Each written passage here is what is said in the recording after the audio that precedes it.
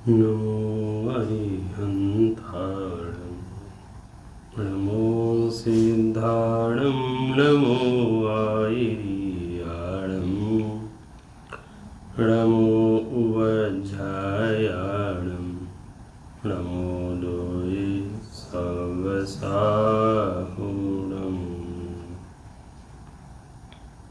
नमः श्रीवर्धमानाय निर्धूतकलिलात्मने सालोकानां त्रिलोकानां यद्विद्यादर्पणायते।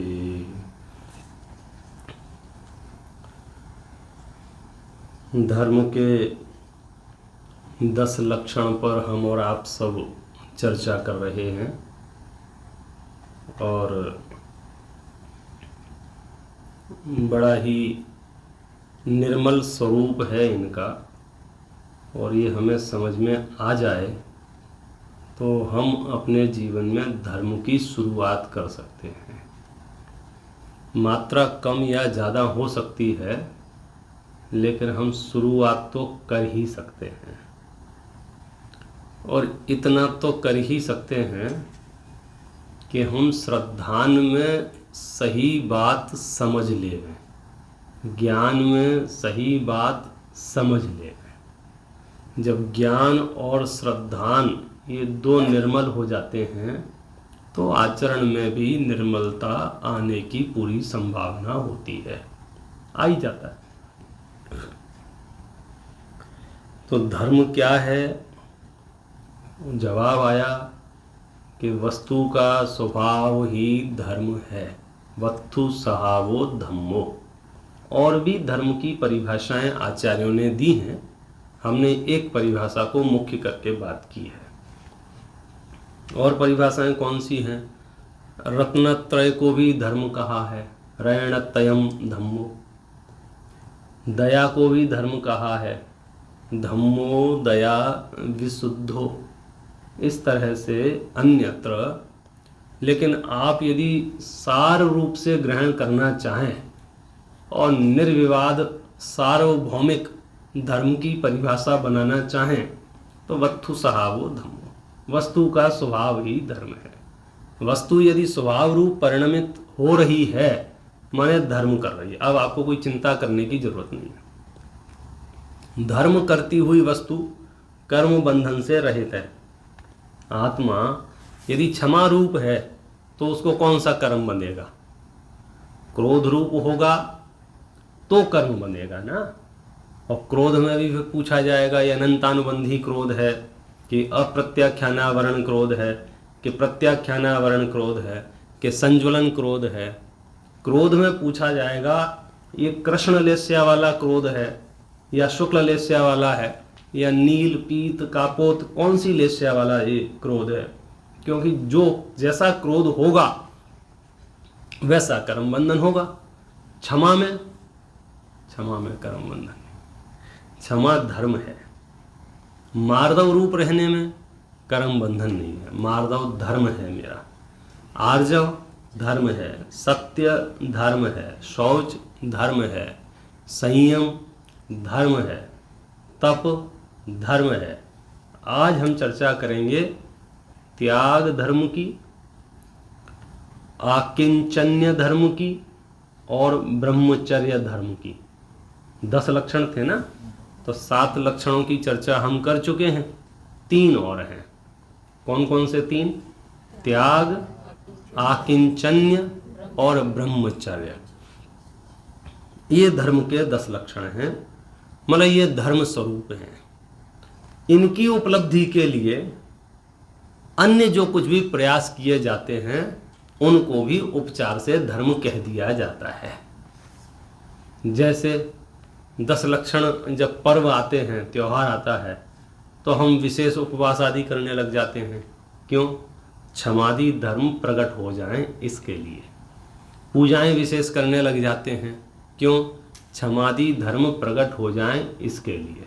तीर्थ वंदना आदि के लिए निकल पड़ते हैं। क्यों? क्षमादि धर्म प्रकट हो जाएं इसलिए। क्योंकि ये कॉन्सेप्ट आप समझ लो, आत्मा में क्षमादि प्रकट होना, ये धर्म की शुरुआत है। मैं धर्म का आपको हायर वर्जन दे रहा हूं, फिर इससे नीचे जो कुछ भी है वो इस धर्म की उपलब्धि के लिए है, वो सहायक है। फिर कभी आपसे कहा जाएगा कि आप मंदिर निर्माण और तीर्थ यात्राएं, माला जाप, अन्य अन्य धर्म के जितने भी अंग हैं, वे सारे धर्म के अंग उपचार से इसलिए धर्म कहे जाते हैं क्योंकि वो आपको स्वभाव रूप धर्म तक पहुंचाने में सहायक हो जाते हैं। होते ही हैं ऐसा नहीं है, लेकिन हो जाते हैं, इसलिए उनको भी कहा गया है। उत्तम त्याग धर्म क्या है कि परमार्थ से देखा जाएगा, वस्तु स्वरूप को बहुत गहराई से समझेंगे तो पता चलेगा आत्मा ने आज तक कुछ ग्रहण ही नहीं किया है। आत्मा क्या है? एक वस्तु है, उसने कुछ ग्रहण ही नहीं किया है। कोई भी वस्तु दूसरी वस्तु को ग्रहण कर ही नहीं सकती है। जो आसपास भी बैठे हैं, समझो ये चादर बिछा हुआ है और चादर के ऊपर ये बॉक्स रखा हुआ है, तो इस चादर ने इस बॉक्स को ग्रहण किया है? नहीं किया है। क्या किया है? ऐसे चादर तो छोड़ो, चादर में इसमें धागे हैं, ताना भी है, बाना भी है, कुछ ऐसे धागे हैं, कुछ ऐसे धागे, तो धागों ने एक दूसरे को ग्रहण कर रखा है। ग्रहण करने का मतलब क्या होता है? उस रूप हो जाना। एक्सेप्ट करने का मतलब क्या? उस रूप हो जाना। तो कोई धागा दूसरे धागे रूप हुआ है? नहीं। हर धागा अपने आप में है। तो आत्मा भी एक वस्तु है। परमार्थ से विश्लेषण करेंगे तो वस्तु ने अन्य कुछ ग्रहण किया ही नहीं है। जैसे अभी जाना शिविर में विपिन जी आए थे, मुंबई वाले, उन्होंने एक बहुत बढ़िया उदाहरण दिया, मतलब इतना बढ़िया उदाहरण दिया बात को समझने के लिए। हमको कभी कभी ऐसा लगता है कि ऐसी कैसी बात कर रहे हो, तो उसके लिए समझने को बहुत सरल हो जाएगा। उन्होंने बताया, क्या आपने कभी 18 कैरेट का सोना देखा है? तो आप में से कुछ लोग कहेंगे हाँ हाँ देखा है, हमारे पास है। सुनो, वो वस्तु आपके पास है, उस वस्तु को आप 18 कैरेट का बोलते हैं, ये अलग बात है। लेकिन बात है सोना। सोना 18 कैरेट का होता है क्या? सोना 22 कैरेट का होता है क्या? सोना 9 कैरेट का होता है क्या? सोना कैसा होता है? सोना तो 24 कैरेट का होता है साहब। उसको हम 18 कैरेट का बना सकते हैं कि नहीं बना सकते हैं? बना सकते हैं 18 कैरेट का। मिलावट करेंगे तो हो जाएगा। अब आप बहुत सूक्ष्मता से देखो, मिलावट करने पर भी सोना 18 कैरेट का हुआ है क्या?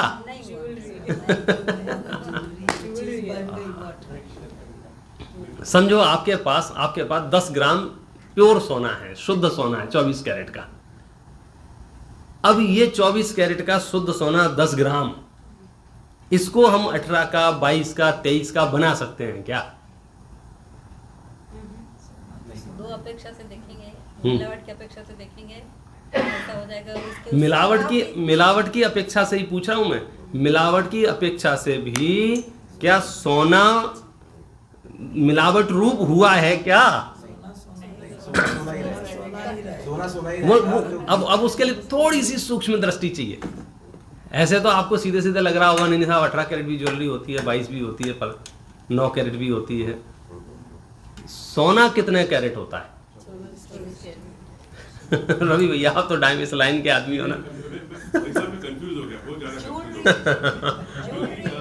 अगर अपन ने उसमें मिक्स किया और 18 कैरेट कर दिया, हाँ, अगर जब तक आप उसको अलग नहीं करोगे तब तक तो 18 कैरेट का सोना हो गया। गुरुजी आपने भाई जी, नहीं अभी आपने किया है ना। हाँ, इस लाइन में सोने के गुरुजी आप हैं, तो आपने सोने को 18 कैरेट नहीं किया है। सोने को 18 कैरेट नहीं, सोना तो सोना है भाई साहब। 1 घंटे पहले भी वो सोना सोना था, उसके गुण धर्म, उसकी क्वालिटी, उसका वजन, उसकी सारी चीजें उस रूप थी। अभी भी सोना सोना है। तुमने उसको चावल के डब्बे में रख दिया है, या गेहूं के डब्बे में रख दिया है, या पीतल के डब्बे में रख दिया है, या लिक्विड पीतल के साथ रख दिया है, इससे कोई फर्क नहीं पड़ रहा है। तुमने उसके ऊपर नाम क्या रखा है? सोना तो अभी भी सोना है। सोना 22 और 18 कैरेट होता ही नहीं, हो नहीं सकता है वो। तुमने अपने प्रयोजन से उस सोने को 18 कैरेट का कह दिया, जिसमें 75% सोना है और 25% समझो दूसरी चीजें हैं। तो ऐसी एक वस्तु का नाम तुमने 18 कैरेट का सोना रख लिया है। लेकिन सोने से पूछो, वो तो पहले भी सोना था, अभी भी सोना है। सोने का एक कण भी, सोने का एक कण भी पीतल रूप, चांदी रूप, लोहा रूप या अन्य धातु रूप नहीं होता है। क्या हो जाता है? अरे साहब, हमारी तो जिंदगी हो गई मिलावट करते करते, और आप कह रहे हो कि मिलावट ही नहीं होता है। मैंने कहा अभी एक इंडिया में गए थे, एक ज्वेलरी तुड़वाई, ज्वेलर के वहाँ जाके तुड़वाई, तो उसने क्या करा, उसको अलग अलग करा, सोना अलग था, उसमें जो मिलावट थी अलग थी, और फिर उसने बोला कि सोना आपका प्योर सोना तो इतना है। तो उसमें सोना तो पहले भी उतना ही था, सोना बाद में भी उतना ही है। सोना भी सोने में घटना बढ़ना नहीं हुआ है। भाई मैं 100 लोगों के साथ रहूं, या 2 लोगों के साथ रहूं, या 50 लोगों के साथ रहूं, या 1000 लोगों के साथ रहूं, मैं तो मैं ही रहूंगा ना। तो 10 ग्राम सोना 10 ग्राम चांदी के साथ रहे तो 20 ग्राम सोना हो जाता है क्या? 10 ग्राम सोना 10 ग्राम अलॉय के साथ रहे तो 20 ग्राम सोना हो जाएगा क्या? सोना तो 10 ही ग्राम रहेगा मालिक। क्या बढ़ जाएगा कि घट जाएगा? कुछ नहीं होगा। मैं अब उसको इजी कर लो, 1 किलो दूध को 1 किलो पानी को मिलाओ वापस आ जाओ बंदा अपनी जगह, तो 2 किलो दूध हो जाएगा क्या नहीं हो जाएगा? लेकिन जिसने लोगों को ठगना है उसके लिए तो हो जाएगा, वो तो बोलेगा मेरे पास 2 किलो दूध है। लेकिन 1 किलो दूध और 1 किलो पानी साथ भले हों, दूध की एक भी बूंद पानी रूप नहीं होती है, पानी की एक भी बूंद दूध रूप नहीं होती है। ये नेचर समझना पड़ेगा हमें विश्व के प्रत्येक पदार्थ का। शुद्धता होगी तो शुद्धता हमें मिलेगी, बना नहीं सकते, निर्माण नहीं कर सकते। 100 ग्राम सोना कोई लेके आया और हमने उसको वजन किया, चेक किया, घिसा, देखा और हमने कहा 80 ग्राम के पैसे देंगे, इट मीन्स 20 ग्राम मिलावट। सोना कितना है उसमें? 100 ग्राम, और पैसे कितने के दे रहे हैं?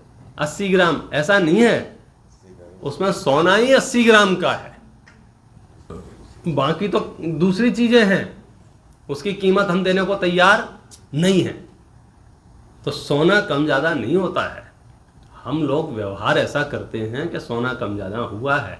सोने का एक कण भी गर्म कर लो, कूट लो, पीट लो, मशीन में डाल दो, चपटा कर दो, गोल कर दो, कुछ भी कर लो, सोने का एक कण भी पीतल, चांदी या अन्य धातु रूप नहीं होता है। हाँ, लोगों के वचन व्यवहार में हो जाता है, ये हल्का सोना है, ये बढ़िया सोना है, ये खराब सोना है। सुनो, सोना तो सोना होता है, हल्का बढ़िया खराब जो है ये तुम्हारे धंधेबाजों की कमाल है। ये सोने में क्या बिगड़ा है? वस्तु स्वरूप से देखो, आप नोटों की तरफ से मत देखो, बिक्री और सेल के हिसाब से मत देखो, आप तो नेचर वाइज देखो। सोने का नेचर 2 दिन पहले भी वही था, और आधा किलो चांदी के साथ में उसे आपने समझो मिला दिया, तो अभी भी क्या है? रिफाइनरी में जाने के बाद सोना सोना और चांदी चांदी हो सकती है कि नहीं हो सकती है? किस बेस पे हो सकती है? क्योंकि सोने का एक कण भी चांदी रूप नहीं हुआ है, इस बेस पे हो सकती है। तो आत्मा सर्व परिग्रह का त्याग कर सकती है कि नहीं कर सकती है? कि 100% कर सकती है। क्यों? क्योंकि आत्मा ने आज तक कुछ ग्रहण किया ही नहीं है। जो कुछ भी आप कह रहे सुन रहे वो सब धांधली चल रही है, वचन व्यवहार। अब मैं शरीर के साथ समझो 30, 40, 45 साल से रह रहा हूं इस शरीर में, तो क्या होगा? शरीर के कुछ परमाणु आत्मा हो जाएंगे, आत्मा के कुछ परमाणु शरीर हो जाएंगे। मैं जिस मकान में रह रहा हूं वो मकान आत्मा हो जाएगी। मैं एक दूसरे रूप होंगे? नहीं होंगे। हाँ, हम अपनी कल्पना से उसमें अपना कपन कर ले हुए हैं, अटैचमेंट कर ले हुए हैं, उसमें आत्मा की कल्पना कर ले हुए हैं। उसके बनने बिगड़ने पर आत्मा में ब्लड प्रेशर कम ज़्यादा होने लग जाए, वो तुम्हारी प्रॉब्लम है। आत्मा ने तो कुछ भी ग्रहण किया नहीं, कर सकती नहीं, अज्ञान भाव ने ग्रहण किया है। तो प्रथम तो अज्ञान भाव का त्याग होना चाहिए। ये धर्म है हमारे यहाँ। क्या? त्याग रूप भावना माने धर्म रूप भावना। हमें कुछ नहीं चाहिए। फिर उसके व्यवहारिक रूप भी हैं, जहां हम दान की बात करते हैं। 4 प्रकार के दान की चर्चा जरूर चलती है जब जब त्याग धर्म की बात चलती है तब तक। हालांकि त्याग अलग चीज है, दान अलग चीज है। त्याग खराब चीज का किया जाता है, दान अच्छी चीज का किया जाता है। त्याग करने के बाद आप विचार नहीं करते हो क्या हुआ, कैसा है, क्या है। जगत में त्याग शब्द मल त्याग, मूत्र त्याग इनके लिए लगे हुए हैं। मतलब जो चीज छोड़ दी सो छोड़ दी, इस लेवल का त्याग होता है। दान अलग है, त्याग अलग है। त्याग धर्म रूप है, दान पुण्य रूप है। दान के कौन से भेद हैं? आहार दान है, पात्र जीवों को आहार कराना, ये दान है। और क्या है? औषधि है, पात्र जीवों को औषधि प्रदान करना। और क्या है? ज्ञान दान है, पात्र जीवों को ज्ञान देना। ये साथ में पात्र क्यों लगाते जा रहे हैं? क्योंकि अपात्र तो उल्टा आपको ज्ञान दे देंगे। आप समझिए, जिसकी पात्रता ना हो, जिसकी जिज्ञासा ना हो, जिसकी जरूरत ना हो, जिसको आवश्यकता ना हो, बड़े घड़ा भरा हुआ हो, उसमें और डालोगे तो क्या होगा? उछलेगा। तीव्र कषाई की बात नहीं है, पात्र जीवों की बात है। ज्ञान दान है। और एक और दान है, बहुत बड़ा, बहुत पावरफुल दान है, अभय दान। मतलब कभी कभी लगता है, समझे, जिन शासन की कुछ यूनिक खूबसूरती जो होती है उनमें से ये है वैसा अभय दान। बोलो आप दुनिया में चले जाओ, कहाँ मिलेगा ये डोनेशन? कौन सा डोनेशन? अभय दान का। हमने तो डोनेशन के नाम पर एक समझो पैसे तक सीमित हो गए हैं। और पैसे तक इसलिए सीमित हो गए हैं कि हमने शॉर्टकट निकाल लिया उसका, क्योंकि हम इतने सारे काम करने जाएंगे, इससे अच्छा किसी एक आदमी को पकड़ा दो, वो इनमें से इतने सारे काम कर ले रहे। लेकिन व्यवहारिक जीवन को बहुत बढ़िया रखना है तो श्रावक जीवन के लिए तो ये कहा है कि आप एक श्रावक दूसरे श्रावकों को आहार आदि कराते रहो, साधुओं को आहार आदि कराते रहो। साधर्मी एक दूसरे से मिलते जुलते रहेंगे तो धर्म साधन में सुलभता हो, आपको अकेलापन महसूस नहीं होगा। कभी चूक जाएंगे तो सामने वाला आपको रोक टोक सकता है कि भैया ऐसे नहीं, ऐसे ठीक है। सत्संगति की तो सर्वशास्त्रों में बहुत प्रेरणा दी है, तो उसका एक रास्ता है आहार दान। आप आहार दान कराते रहिए। आहार दान कराते रहिए माने पात्र जीवों को, सम्यदृष्टि जीवों को, साधर्मियों को। औषधि दान कराते रहिएगा। ज्ञान दान बहुत महत्वपूर्ण है हमारे यहाँ, बहुत। मतलब आप समझ लीजिए, जिन शासन जैन दर्शन एजुकेशन के लिए, राइट नॉलेज के लिए तो सर्वस्व समर्पित करने को तैयार है। हमने तो यहाँ तक कहा ना कि तीर्थंकर जितने भी हुए हैं वे सारे के सारे तीर्थंकर जिंदगी भर क्या करते हैं? राइट नॉलेज डिस्ट्रीब्यूट करते हैं और कुछ नहीं करते। समोसरण में क्या होता है? सही जानकारियाँ उपलब्ध होती हैं। अभी तो क्या है, हम आपस में अगर मतभेद हो जाए किसी बात को लेके तो हम कहाँ समापन करते हैं? दोनों सही हैं। वे क्या करेंगे? कोई मानने को तैयार नहीं है, कोई झुकने को तैयार नहीं है, और दो तरह की समझो धाराएं हैं, दो तरह के विचार हैं, मतभेद हैं। तो हम क्या करेंगे अंत में? ठीक है भैया, आप जो भी है जैसा भी है आप अपने हिसाब से कर लो, आप अपने हिसाब से कर लो। समोषण होगा तो वहाँ दो टूक बात हो जाएगी। वहाँ केवल ज्ञान से वो विषय समाधान हो जाएगा। तो इसलिए वो विशेष परिस्थिति है, तो राइट नॉलेज आपको बहुत सपोर्ट करता है। अब वर्तमान में केवल ज्ञान नहीं है तो फिर क्या कर सकते हैं कि हम शास्त्रों से संपर्क कर सकते हैं। शास्त्रों में भी हमें बड़ा वो होता है कि वर्तमान के शास्त्र 100 साल पहले शास्त्र, 200 साल वाले शास्त्र, 400 साल वाले, तो आपको जितना क्लीन और प्योर माल चाहिए आप पीछे जाते जाओ। क्यों? क्योंकि पहले इतने झंझट थे ही नहीं भाई, इतने मतभेद नहीं थे, इतने ग्रुप नहीं थे, इतने संप्रदाय नहीं थे, तो संप्रदायों से संबंधित बातों का पोषण भी नहीं था और खंडन भी नहीं था।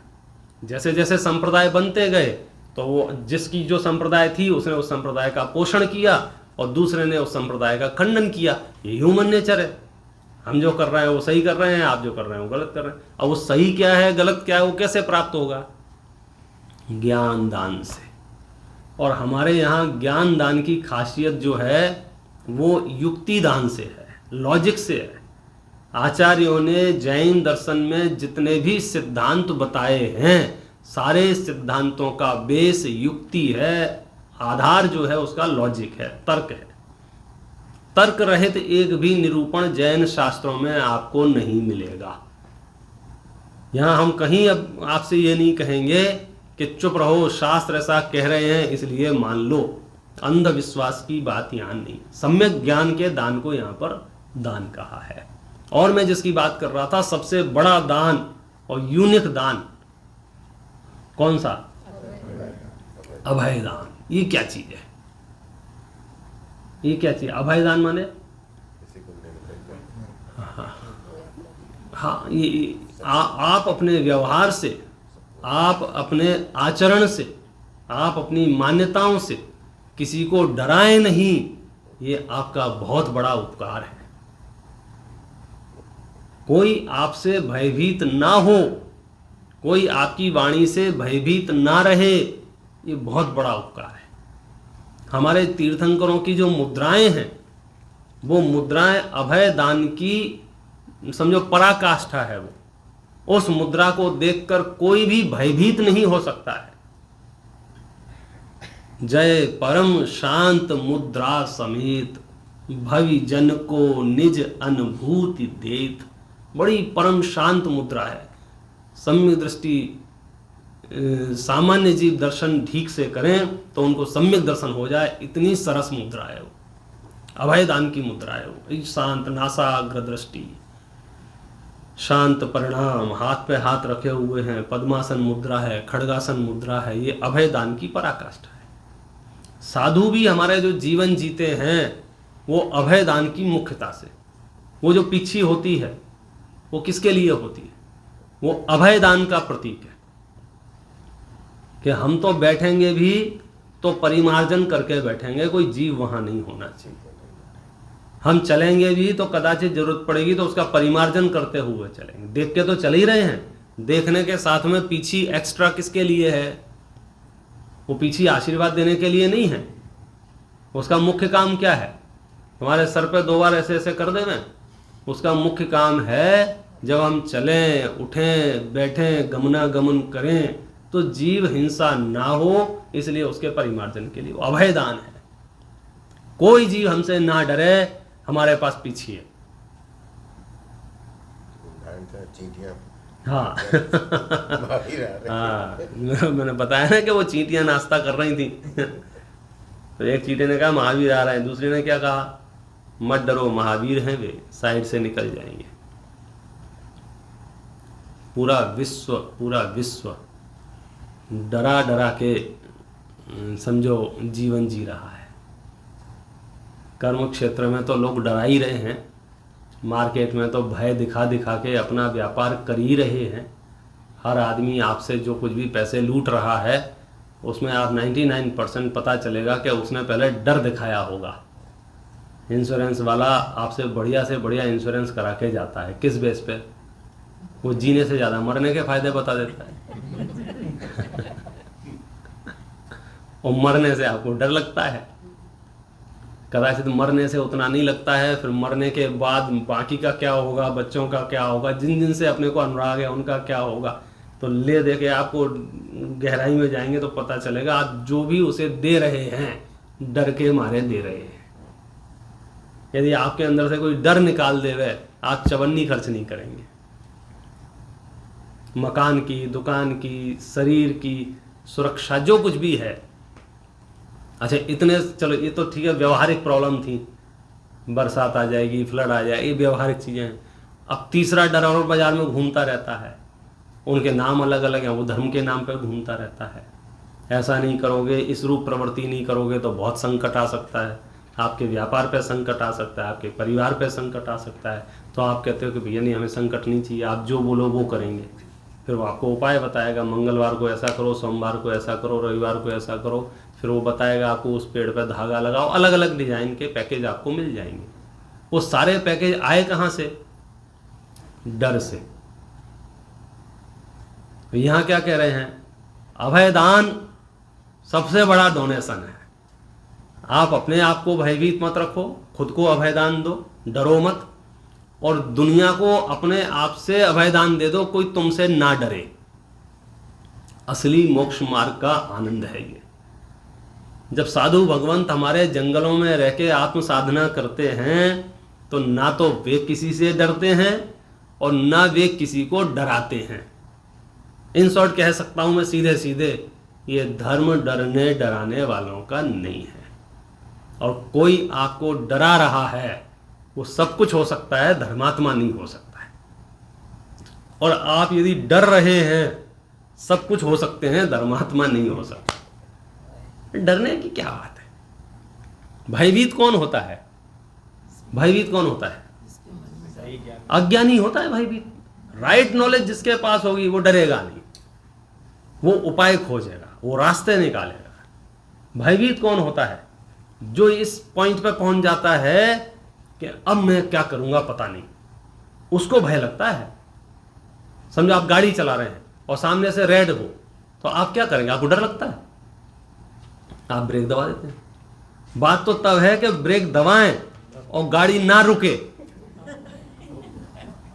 भय तो तब उत्पन्न होता है ना, मतलब चीजें हमारे हाथ में ना हो। अगर आप समय पर सब चीजें चल रही हैं तो आपको डरने की आवश्यकता नहीं है। तो डर जो है, मैं इसलिए बार बार इस पर वजन दे रहा हूं, यदि आप डरना सीख गए हैं तो कोई भी कभी भी आपको ठग लेगा और कोई भी कभी भी आपसे कुछ भी करवा लेगा और आप कर देंगे। ऊपर से वो कह देगा इससे देवता खुश हो जाएंगे या भगवान खुश हो जाएंगे या ग्रह नक्षत्र खुश हो जाएंगे या जो भी। वो एक जीव के पेट में पाए जाने वाला एक वो है, गोल गोल क्या होता है उसको, मोती। तो कोई बोल रहा था इसको पहनो तो इससे मतलब ठंडक रहता है, इससे गुस्सा कम आता है। अरे दिमाग ठीक कर, गुस्सा दिमाग खराब है इसलिए आता है। सम्यक ज्ञान होगा तो क्रोध नहीं आएगा। हमने वहां, अब वो एक बिजनेस बन गया, अब वो एक व्यापार बन गया। वो 200 रुपए का मोती हम 2000 में भी बेच सकते हैं। क्यों? सामने वाला डरा हुआ है। अच्छा और महंगा बेचना हो तो उसको कहोगे हम इसको मंत्रित करके देंगे, 1 हफ्ता लगेगा। तो वो 1 हफ्ता रुक जाएगा, डबल पैसे दे देगा क्योंकि उसको हम मंत्रित करेंगे। तो क्या क्या है ये तमाशा? तीर्थंकर महावीर तो सर्व परिग्रह छोड़कर अकेले निकल पड़े, केवल ज्ञान प्रकट कर लिया उन्होंने। किसी भी व्यक्ति को, किसी भी वस्तु को, किसी भी चीज को उन्हें खुश करने की या उनसे डरने की आवश्यकता नहीं पड़ी।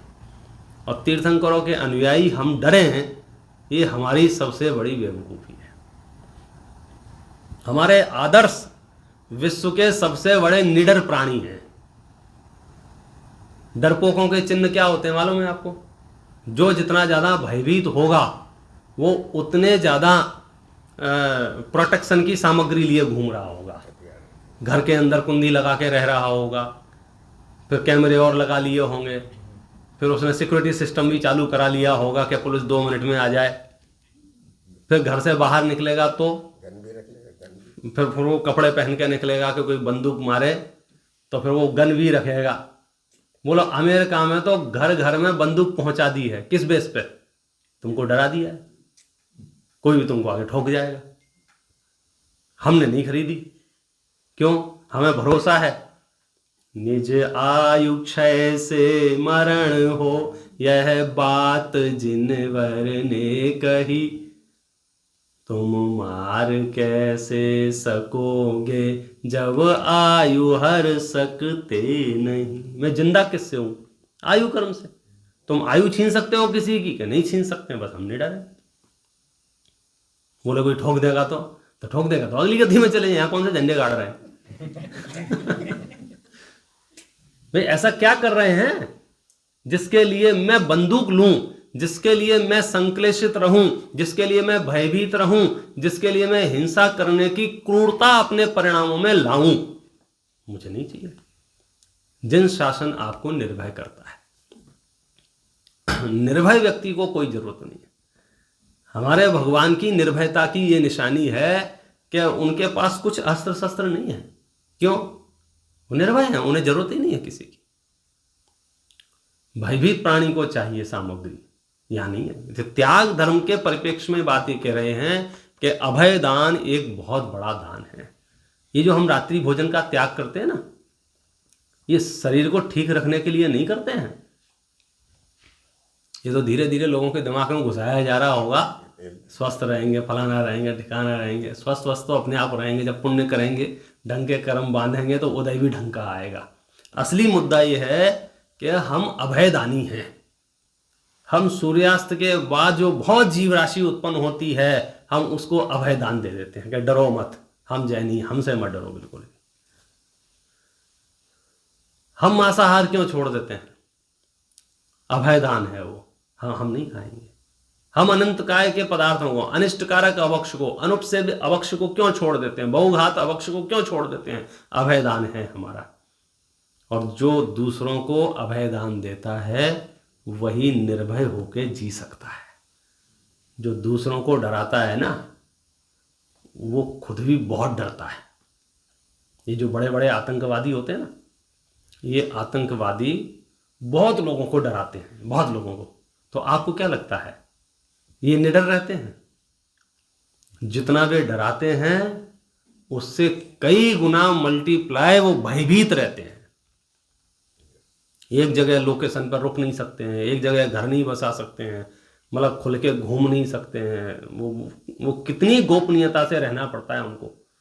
क्यों रहना पड़ता है? क्योंकि उनका धंधा किसका है? डराने का धंधा है। तो जिनका धंधा डराने का है वे कितना डर के रहते हैं। जितने भी चोर होंगे और बदमाश होंगे, रॉबरी करने वाले होंगे, जो लोग डराते होंगे। जैन शासन में ये दान मुझे बहुत बढ़िया लगता है। मतलब सब दानों में ये दान अगर हमने करना सीख लिया अपने आप को, और यहाँ तो ऐसा नहीं है जितने भी दान हैं, जैन दर्शन की एक और खासियत, ये सिर्फ दूसरों को दिए जाते हैं ऐसा नहीं है। ये लिखा है इसमें, अपने आप को ज्ञान दान दो। अपने आप को ज्ञान दान दो माने अभी जैसे 10 दिन से आप अपने आप को क्या कर रहे हो? ज्ञान दान दे रहे हो। अब वो कितना ठहरेगा नहीं ठहरेगा, कितना उस पर चिंतन होगा नहीं होगा, वो पुरुषार्थ की बात है। ये पहली मर्तबा तो अपने आप को आपने राइट नॉलेज दी ना, उतना पेशेंस रखा ना, नहीं तो आपके 100 काम ढूंढ लेते। मन में सोच लेते अब ऐसे तो जाने कितने पंडित घूम रहे हैं, किस किस को सुनेंगे बोले। मैं कम थोड़ी है देश में। आप 20 चैनल खोलो तो 25 बाबा मिल जाते हैं, आप कंफ्यूज हो जाते हो किसको सुने और किसको नहीं सुने, तो बंद कर देते थे, हमें नहीं सुनना है किसी को। तो त्याग से दान बड़ा होता है ना, बस छोड़ना और वो आप वही समझाते हैं। तो देखो परम धर्म तो त्याग है, जहाँ कोई ग्रहण नहीं है और जहाँ कुछ त्याग नहीं है। आत्मा तो वो पदार्थ है जिसने आज तक कुछ ग्रहण नहीं किया है, सही वस्तु स्वरूप समझ लें और पर द्रव्य से आसक्ति छूट जाना, उसका नाम त्याग धर्म है। पर द्रव्य से आसक्ति छूट गई माने हम त्यागी हो गए। अब गुण स्थान प्रमाण जितनी वस्तुएं जिसके भूमिका में रहती हैं उतनी रहेंगी। श्रावक होगा तो श्रावक जितना तामझाम रहेगा, अणव्रती होगा तो तामझाम कम हो जाएगा, महाव्रती होगा तो और कम हो जाएगा। भगवान बन जाएगा तो कुछ रहेगा ही नहीं। लेकिन अंदर में त्याग धर्म किसको कहा? आत्मा के सही स्वरूप को समझकर बाह्य वस्तुओं के ग्रहण की भावना छूट जाना, बाह्य पर पदार्थों की आशा छूट जाना, इच्छा छूट जाना, उसका नाम त्याग धर्म है। उस त्याग धर्म तक पहुंचने के लिए व्यवहारिक रूप से जो त्याग धर्म की चर्चा चलती है, व्यवहार त्याग जिसको कहा जाता है, उसमें दान की चर्चा चलती है। उसमें यह दान है कि आपकी बुद्धि तब ठीक रहेगी हम सबकी जब हम उनके आपको आहार दान कराएं। कचरा मत खिलाओ, खुद को भी आहार दान दो और दूसरों को भी आहार दान दो। औषधि दान, शास्त्र दान, और सबसे बड़ा दान जो मैं बार बार रिपीट कर रहा हूं, कौन सा? हाँ, अब बुढ़ापा नज़दीक आ रहा है और अब बच्चे तो दूर रहने लग गए हैं और अब हम तो यहाँ अकेले रहते हैं। ऐसे कर करके, ऐसा खोटा चिंतन करके अपने आप को डराओ मत, अपने आप को अभयदान दो और अपने को सीधा महावीर के पास ले जाओ। महावीर जंगलों में अकेले रहते थे, किसके भरोसे? बाल बच्चों के भरोसे, डॉक्टरों के भरोसे। पोताना कर्मना उदय, स्वयं के कर्म का उदय की व्यवस्था है। कैसा कोई गिर पड़ा तो क्या, पड़े रहना, नया शरीर मिलेगा घंटे 2 घंटे में। क्यों, कुछ गड़बड़? आप बताओ, इसके अलावा आपके पास कुछ आइडिया हो तो आप बताओ। ये तो अपन डिस्कशन कर रहे हैं ना। आकुलता कब हो रही है? जब जो परिणमन हो रहा है मुझे उसके अगेंस्ट परिणमन करना है। अगर जो परिणमन हो रहा है मैं उसे स्वीकार कर लेता हूं, साक्षी भाव जिसको वो कहते हैं, तो फिर तो समस्या ही खत्म हो जाती है। हम डरा क्यों रहे हैं? और खास करके तब जब आपके हाथ में कुछ भी नहीं है, बैठे बैठे सिर्फ अपने आप को डराते ही रहते हैं। उसे घबराहट बढ़ जाती है, उसे कर्म बंधन बहुत होता है, उसे आकुलता होती है, उसे बेचैनी होती है। हम कह रहे हैं आप निर्भय रहो। क्या होगा? अच्छा, अभी तक क्या हुआ है मुझे बता दो। चलो, जो आपका प्रश्न है ना कि क्या होगा, अभी आपकी एज कितनी हो गई? अब 60 होगी, 70 होगी, जो भी है अपनी अपनी। तो अब आज तक क्या हुआ है बोलो? अब वो तो जैसा होना था वैसा हो गया। अब जब जैसा होना था वैसा हो गया है, तो इन फ्यूचर भी जैसा होना होगा वैसा हो जाएगा ना। तुम्हारे डरने से क्या होगा?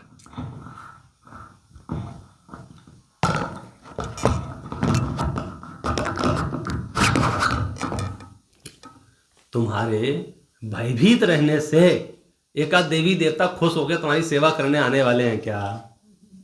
कि नहीं? तो डर क्यों रहे हो? तो आप क्यों, क्या कहना चाह रहे हैं कि नहीं आपको डरने की आवश्यकता है? बोले बहुत भयानक रोग हो गए तो, बहुत भयानक पीड़ा हो गई तो। यदि आपने आत्मा का स्वरूप समझ लिया है, 10 धर्मों का स्वरूप समझ लिया है और अपने उपयोग में यदि आत्मा को रखते हैं अथवा पंच परमेष्टि को रखते हैं, आप आत्मा को नहीं रख पा रहे हो, तो नमो अरहंताणम नमो सिद्धाणम पर अपना उपयोग रहता है, तो आप समझ लीजिए आप प्रोटेक्शन में आ गए। वो जिस क्या बोलते हैं आज की दुनिया, बंकर में बैठ गए आप, ये समझ लो। बस अब आप कितनी गोलीबारी होती रहे, कुछ चिंता का विषय नहीं है अपना। भय हमारा खुद का पाला हुआ वहम है और कुछ नहीं है। और पूरी दुनिया में सबसे ज्यादा आज बट रहा है प्रसाद के रूप में तो भय।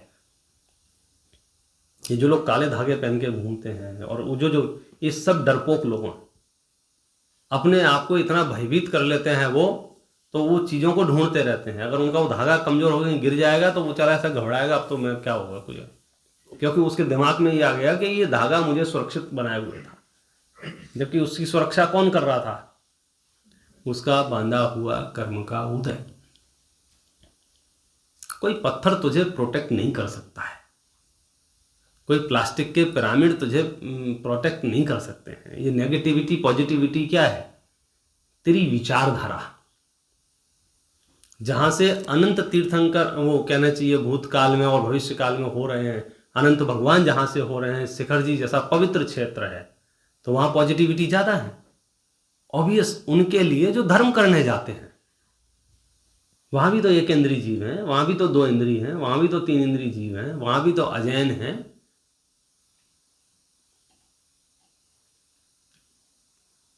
और हम जहां रह रहे हैं वहां आपका अपना घर, बोलो वहां पॉजिटिविटी है कि नेगेटिविटी है?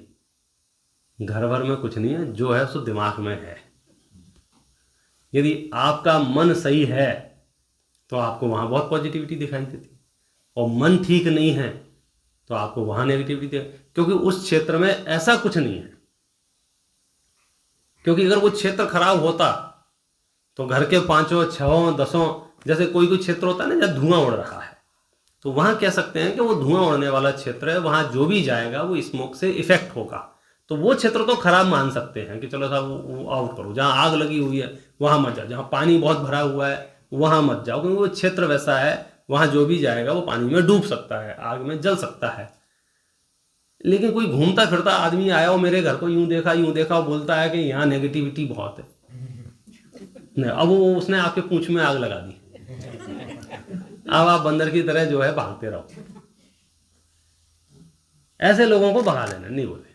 क्यों? क्योंकि अगर इस घर में कुछ प्रॉब्लम होती तो फिर 5 के पेट दर्द होना चाहिए थे, अकेला मेरा ही पेट क्यों दुख रहा है? स्मोक वाले इफेक्टेड एरिया में सबको सांस लेने में तकलीफ होगी, तो अगर इस घर में कुछ प्रॉब्लम होगी तो सबको कैंसर होना चाहिए, अकेले मुझे क्यों हुआ है? इस घर में यदि कुछ होगा, लोग चलते फिरते तुम्हारे दिमाग में डाल जाएंगे ये घर तुम्हारे लिए सूट नहीं कर रहा है। अरे कोई दाल चावल थोड़ी है जो खाए जो सूट नहीं कर रहा, उल्टी हो गई। कहने का अर्थ यह है, आप आत्मा के स्वरूप को बहुत गहराई से समझकर, तीर्थंकर भगवंतों के मार्ग को गहराई से समझकर अपना जीवन जिए। आप कभी किसी भी अंधविश्वास में नहीं फंसोगे, क्योंकि सारा खेल परिणामों का था। हमने यदि किसी को क्षमा कर दिया, हमारे अंदर यदि मार्दव धर्म है, हमारे अंदर यदि आर्जव धर्म है, हमारे अंदर यदि शौच, संयम, सत्य, तप, त्याग है, तो हम इतने अपर लेवल की पॉजिटिविटी में रहेंगे कि वहां कुछ दूसरी प्रॉब्लम तो हमें प्रॉब्लम लगती ही नहीं है। जब हम बहुत खुश होते हैं ना, तो थोड़ी बहुत गड़बड़ियां भी होती हैं तो हमें मायने नहीं रखती हैं, फर्क नहीं पड़ता है। फर्क कब पड़ता है? जब हम पहले से ही अवसाद में होते हैं, फिर कोई हमें और चिढ़ाए। तो सम्यक ज्ञानी जी, सम्यक दृष्टि जी अवसाद में नहीं होते हैं, तो विपरीत से विपरीत परिस्थिति में भी वे अपने आप को दुखी नहीं करते हैं। हमारी वीकनेस ये है कि हम अच्छी से अच्छी परिस्थिति में भी बैठे बैठे अपने को दुखी करते रहते हैं। आप देख लो, आप एनालिसिस करके देख लो, बैठे बैठे अपने को दुखी करते रहेंगे। कैसे दुखी करते मालूम है क्या? मैं यहां बैठा था, वो सामने से निकल गया, उसने जय दिन नहीं की।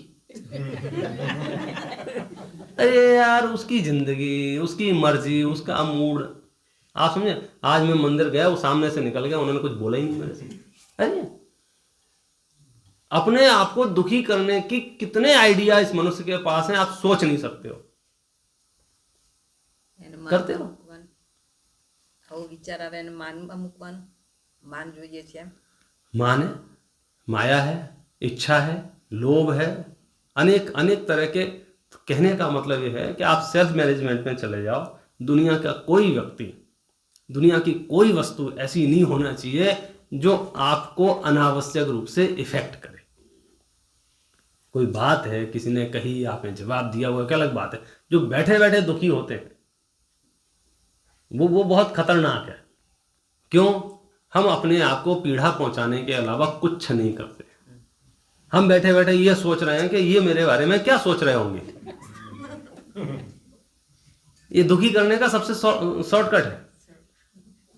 जबकि यहां क्या कह रहे हैं कि वो क्या सोच रहे हैं ये भी तुम सोचोगे, तो वो क्या सोचेगा। इसलिए सबको अपना अपना करने दो ना। हर चीज में आपने जो खा रहे हैं, आप जो घूम रहे हैं, आप जो चल रहे हैं, आप जो पहन रहे हैं, अब मैं ऐसा पहन के जाऊंगा तो कैसा लगेगा। तुम जो कुछ भी करो अपने लिए करो, तो फिर दुनिया की कोई ताकत आपको दुखी नहीं कर सकती है। लेकिन अगर आप लोगों के लिए कर रहे होंगे तो आप परेशान हो जाओगे। खुद के लिए आप करो, कहीं समस्या नहीं। तो ये जो अभयदान है, सबसे पहले अपने आप को उस डर से बाहर निकालो। कोई भगवान भी अगर आपने ऐसा ढूंढ लिया हो जो आपको डराता हो, रिकमेंडेड है कि आप उस भगवान को छोड़ देना। क्या बात कर रहा है, क्योंकि उसके बिना आप खुश रह ही नहीं सकते हैं। डर में आप कैसे जिएंगे ये बताओ। ये जितने भी आतंकवादी हैं उनके अंडर में हैं, ये सब कौन है? दुनिया के सबसे ज्यादा डरपोक लोग। उनको उनके एक एक नियमों का, एक एक कानून का ऐसे पालन करते हैं वो डर के मारे, क्योंकि उन्हें पता है यदि ऐसे नहीं किया, जो लोग उनके अंडर में ट्रेनिंग लिए हैं और वो बम लेके निकले हैं फोड़ने के लिए, और कोई मेरे जैसा कोई पंडित रास्ते में मिल गया, उसने ज्ञान भी दिया कि मत फोड़ो, तो बेचारा वो इतना डरा हुआ है, अगर वो नहीं फोड़ेगा तो उसकी कितनी दुर्दशा होगी, ये बात उसके चित्त में बिठा दी गई है। समझ गए? तो समझ में आने पर भी वो एक लक्ष्य कार्यक्रम उसका चलता रहता है। तो डरपोकों की हालत बहुत खराब होती है, वे फिर कुछ सुनना नहीं चाहते, फिर वो समझना नहीं चाहते। क्यों? उन्हें डर लग रहा है अंदर से। देखो ये इतना गजब की चीज है, अगर ये समझ में आ जाए तो आप जंगलों में भी आराम से रह सकते हैं, और नहीं समझ में आए तो घर की कुंडी लगी होगी ना और पलंग पे लेटे होंगे, ऐसा लगेगा नीचे भूत तो नहीं है। खुद ने जैकेट उतार के रखी होगी कुर्सी के ऊपर, और दूर से देखोगे तो लगेगा बिल्ली बैठी, अब कर लो क्या करोगे। और रात भर ना उठ पा रहे, ना भगा पा रहे, ना लेट पा रहे, ना सो पा रहे, दिमाग में घूम रहा है। यहां क्या कह रहे हैं? पूरा विश्व भी तुम्हारा दुश्मन बनके तुम्हें मारने आए तो भी भयभीत होने की आवश्यकता नहीं है। क्यों? तुम्हारा मरण तो तभी होगा जब तुम्हारी आयु पूरी होगी। हम रोज देख रहे हैं, हम यहां पर उस सुनामी में भी, वो हवाई जहाज में भी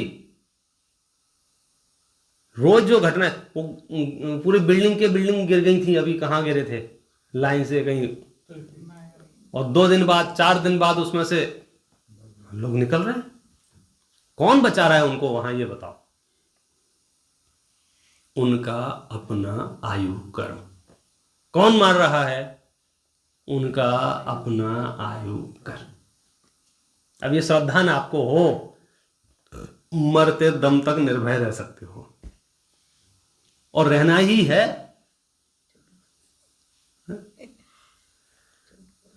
कल्पना से इतना दुख उत्पन्न कर लिया है, हमारा स्वाध्याय में, सामायिक में मन नहीं लगता है, अलग टाइप से घबराहट होने लगती है। मैं अकेला हूं। अरे भैया, पूरे विश्व में सब अकेले हैं। जो 1000 लोगों के साथ रह रहे हैं वो भी अकेले हैं। अकेले माने शरीर भी साथ देगा कि नहीं देगा इसका भी ठिकाना नहीं है, इतनी आत्मा अकेली है।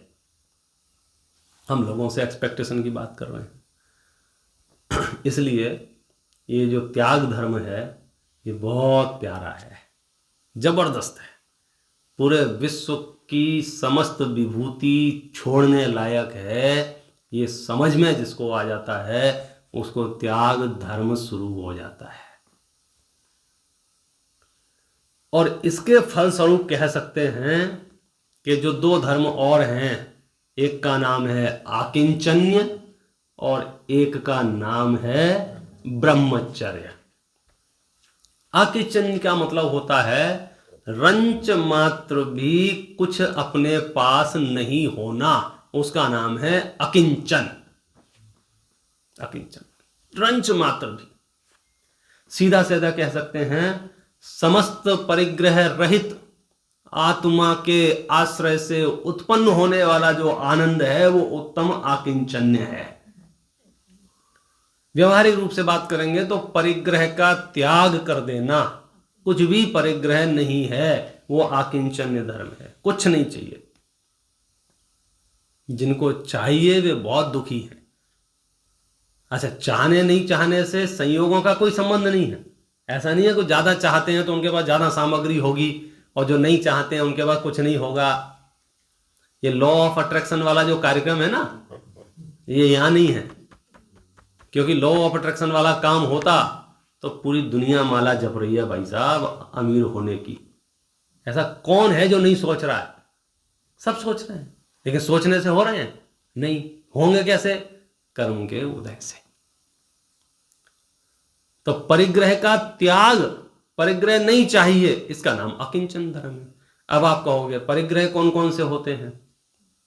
तो आचार्यों ने परिग्रह भी दो प्रकार के बताए हैं, एक अंतरंग परिग्रह और एक बहिरंग परिग्रह।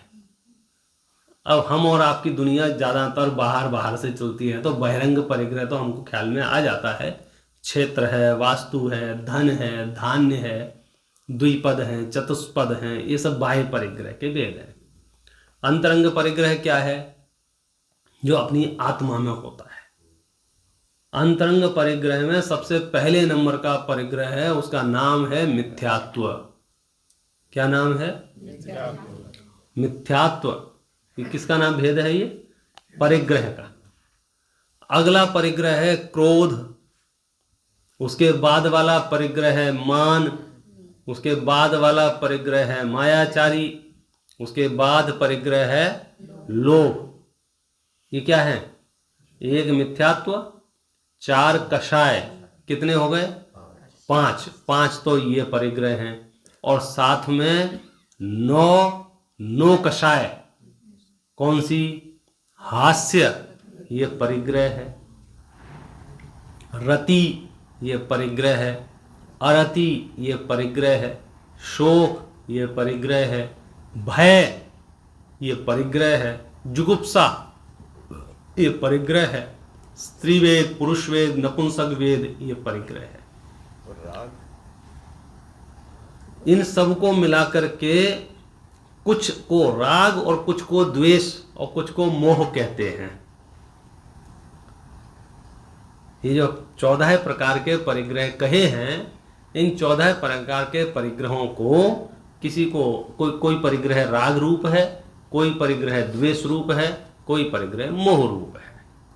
हालांकि मोह एक ऐसा व्यापक शब्द है, उसमें दोनों आ जाते हैं, दर्शन मोह भी और चारित्र मोह भी। लेकिन जब यहां पर सामान्य चर्चा करेंगे तो उसका निरूपण ऐसा है। अब मैं तो ये कहना चाह रहा हूं कि जैनाचार्यों की कितनी सूक्ष्म पकड़ रही होगी कि जब परिग्रह का वर्णन चालू कर रहे हैं तो कहां से कर रहे हैं? मिथ्यात्व से। कि अगर आपकी विपरीत मान्यता नहीं छोड़ी और आप सर्व परिग्रह छोड़ के नग्न दिगंबर साधु भी हो गए और मिथ्यात्व नहीं छोड़ा, मोह नहीं छोड़ा, तो बोले मुक्ति नहीं मिलेगी। जैसा मैंने तो मुनि धर्म का पालन किया है और मैंने तो इतने दिन तक उपवास किए हैं, ऐसा किया है, तो आचार्य कहते ठीक है, इसके फल में आपको स्वर्ग मिल जाएगा। पुण्य परिणाम था ना, प्रशस्त भाव था, स्वर्ग मिल जाएगा, मोक्ष नहीं मिलेगा। क्यों? मिथ्यात्व के साथ में कोई भी धर्म होता नहीं। क्रोध के साथ में, मान के साथ में, मायाचारी के साथ में, लोभ के साथ में, ये परिग्रह हैं अंतरंग के। 14 प्रकार के परिग्रह हैं अंतरंग के। एक मिथ्यात्व, 4 कषाय और 9 कषाय। हास्य, ये हा ही ये परिग्रह है। लगता है किसी को? अपरिग्रही होना होगा तो ये हा ही का कोई काम नहीं होगा। क्यों? क्योंकि ये भी दुख रूप है, आकुलता रूप है। रति, किसी से राग करना, चाहना किसी को, ये दुख रूप है। अरति, किसी से द्वेष करना, किसी से घृणा करना, ये दुख रूप है। शोक माने किसी की कोई वस्तु खो गई हो, कोई इष्ट का वियोग हो गया हो, तो मुंह लटका के घूम रहा है। आचार्य कहते हैं ये परिग्रह साथ में लिए घूम रहा है। नहीं साहब, उसके जेब में तो कुछ भी नहीं है। अरे जेब में कुछ नहीं है, दिमाग में है उसके। शोक, ये परिग्रह में लिया है। भय, यदि आप डरते हैं, आप परिग्रही हैं। जुगुप्सा, ग्लानि करते हैं, आप परिग्रही हैं। कोई भी प्रकार का कषाय है, उस कषाय को परिग्रह में डाल दिया। कौन से परिग्रह में? अंतरंग परिग्रह में। मोक्ष मार्ग में आगे बढ़ना है तो अंतरंग से आत्मा को क्लीन करो। मैंने सबसे पहले मिथ्यात्व को भगाओ। मिथ्यात्व को कैसे भगाएं? भेद विज्ञान पूर्वक।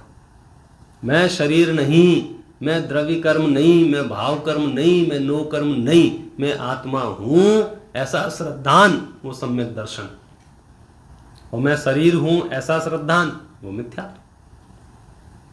मैं परद्रव्य का करता हूं ऐसा श्रद्धान वो मिथ्या। और बाह्य परिग्रह कौन से हैं? बाह्य परिग्रह तो लगभग सबको पता ही है। क्षेत्र माने जगह, ये बाह्य परिग्रहों का पहला भेद है। वास्तु, वास्तु माने, वास्तु शब्द का अर्थ होता है बिल्डिंग। अब लोगों ने उसका कुछ और भी अर्थ निकाल लिया है। वास्तु माने एक तो जगह, और उस जगह पर जो निर्माण कार्य हुआ उस निर्माण कार्य को बोलते हैं वास्तु। अच्छा, तीसरा परिग्रह क्या है बाहर का? धन, सोना चांदी, ऐसी चीजें जिनसे चीजें आ जाती हैं। धान्य अर्थात ये जो अनाज, गेहूं, चना, ये बाह्य परिग्रह में। फिर है द्विपद, द्विपद माने दो पैर वाले। चतुष्पद माने चार पैर वाले। दो पैर वाले पहले दास, दासी, नौकर, ये सब परिग्रह में होता था। चार पैर वाले माने गाय, भैंस, घोड़ा, हाथी, ये सब भाई चार परिग्रह में। कितने हो गए टोटल? ये क्षेत्र, वास्तु, धन, धान्य, द्विपद और चतुष्पद, 6 हो गए। और 4 परिग्रह कौन से हैं? कुप्य मतलब और बर्तन, ये भी परिग्रह हैं।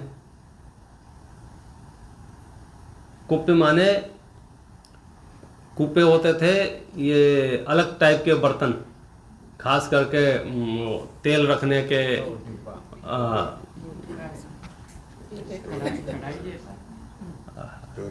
स्टोरेज करने के जो है, हाँ, कंटेनर, बॉक्स।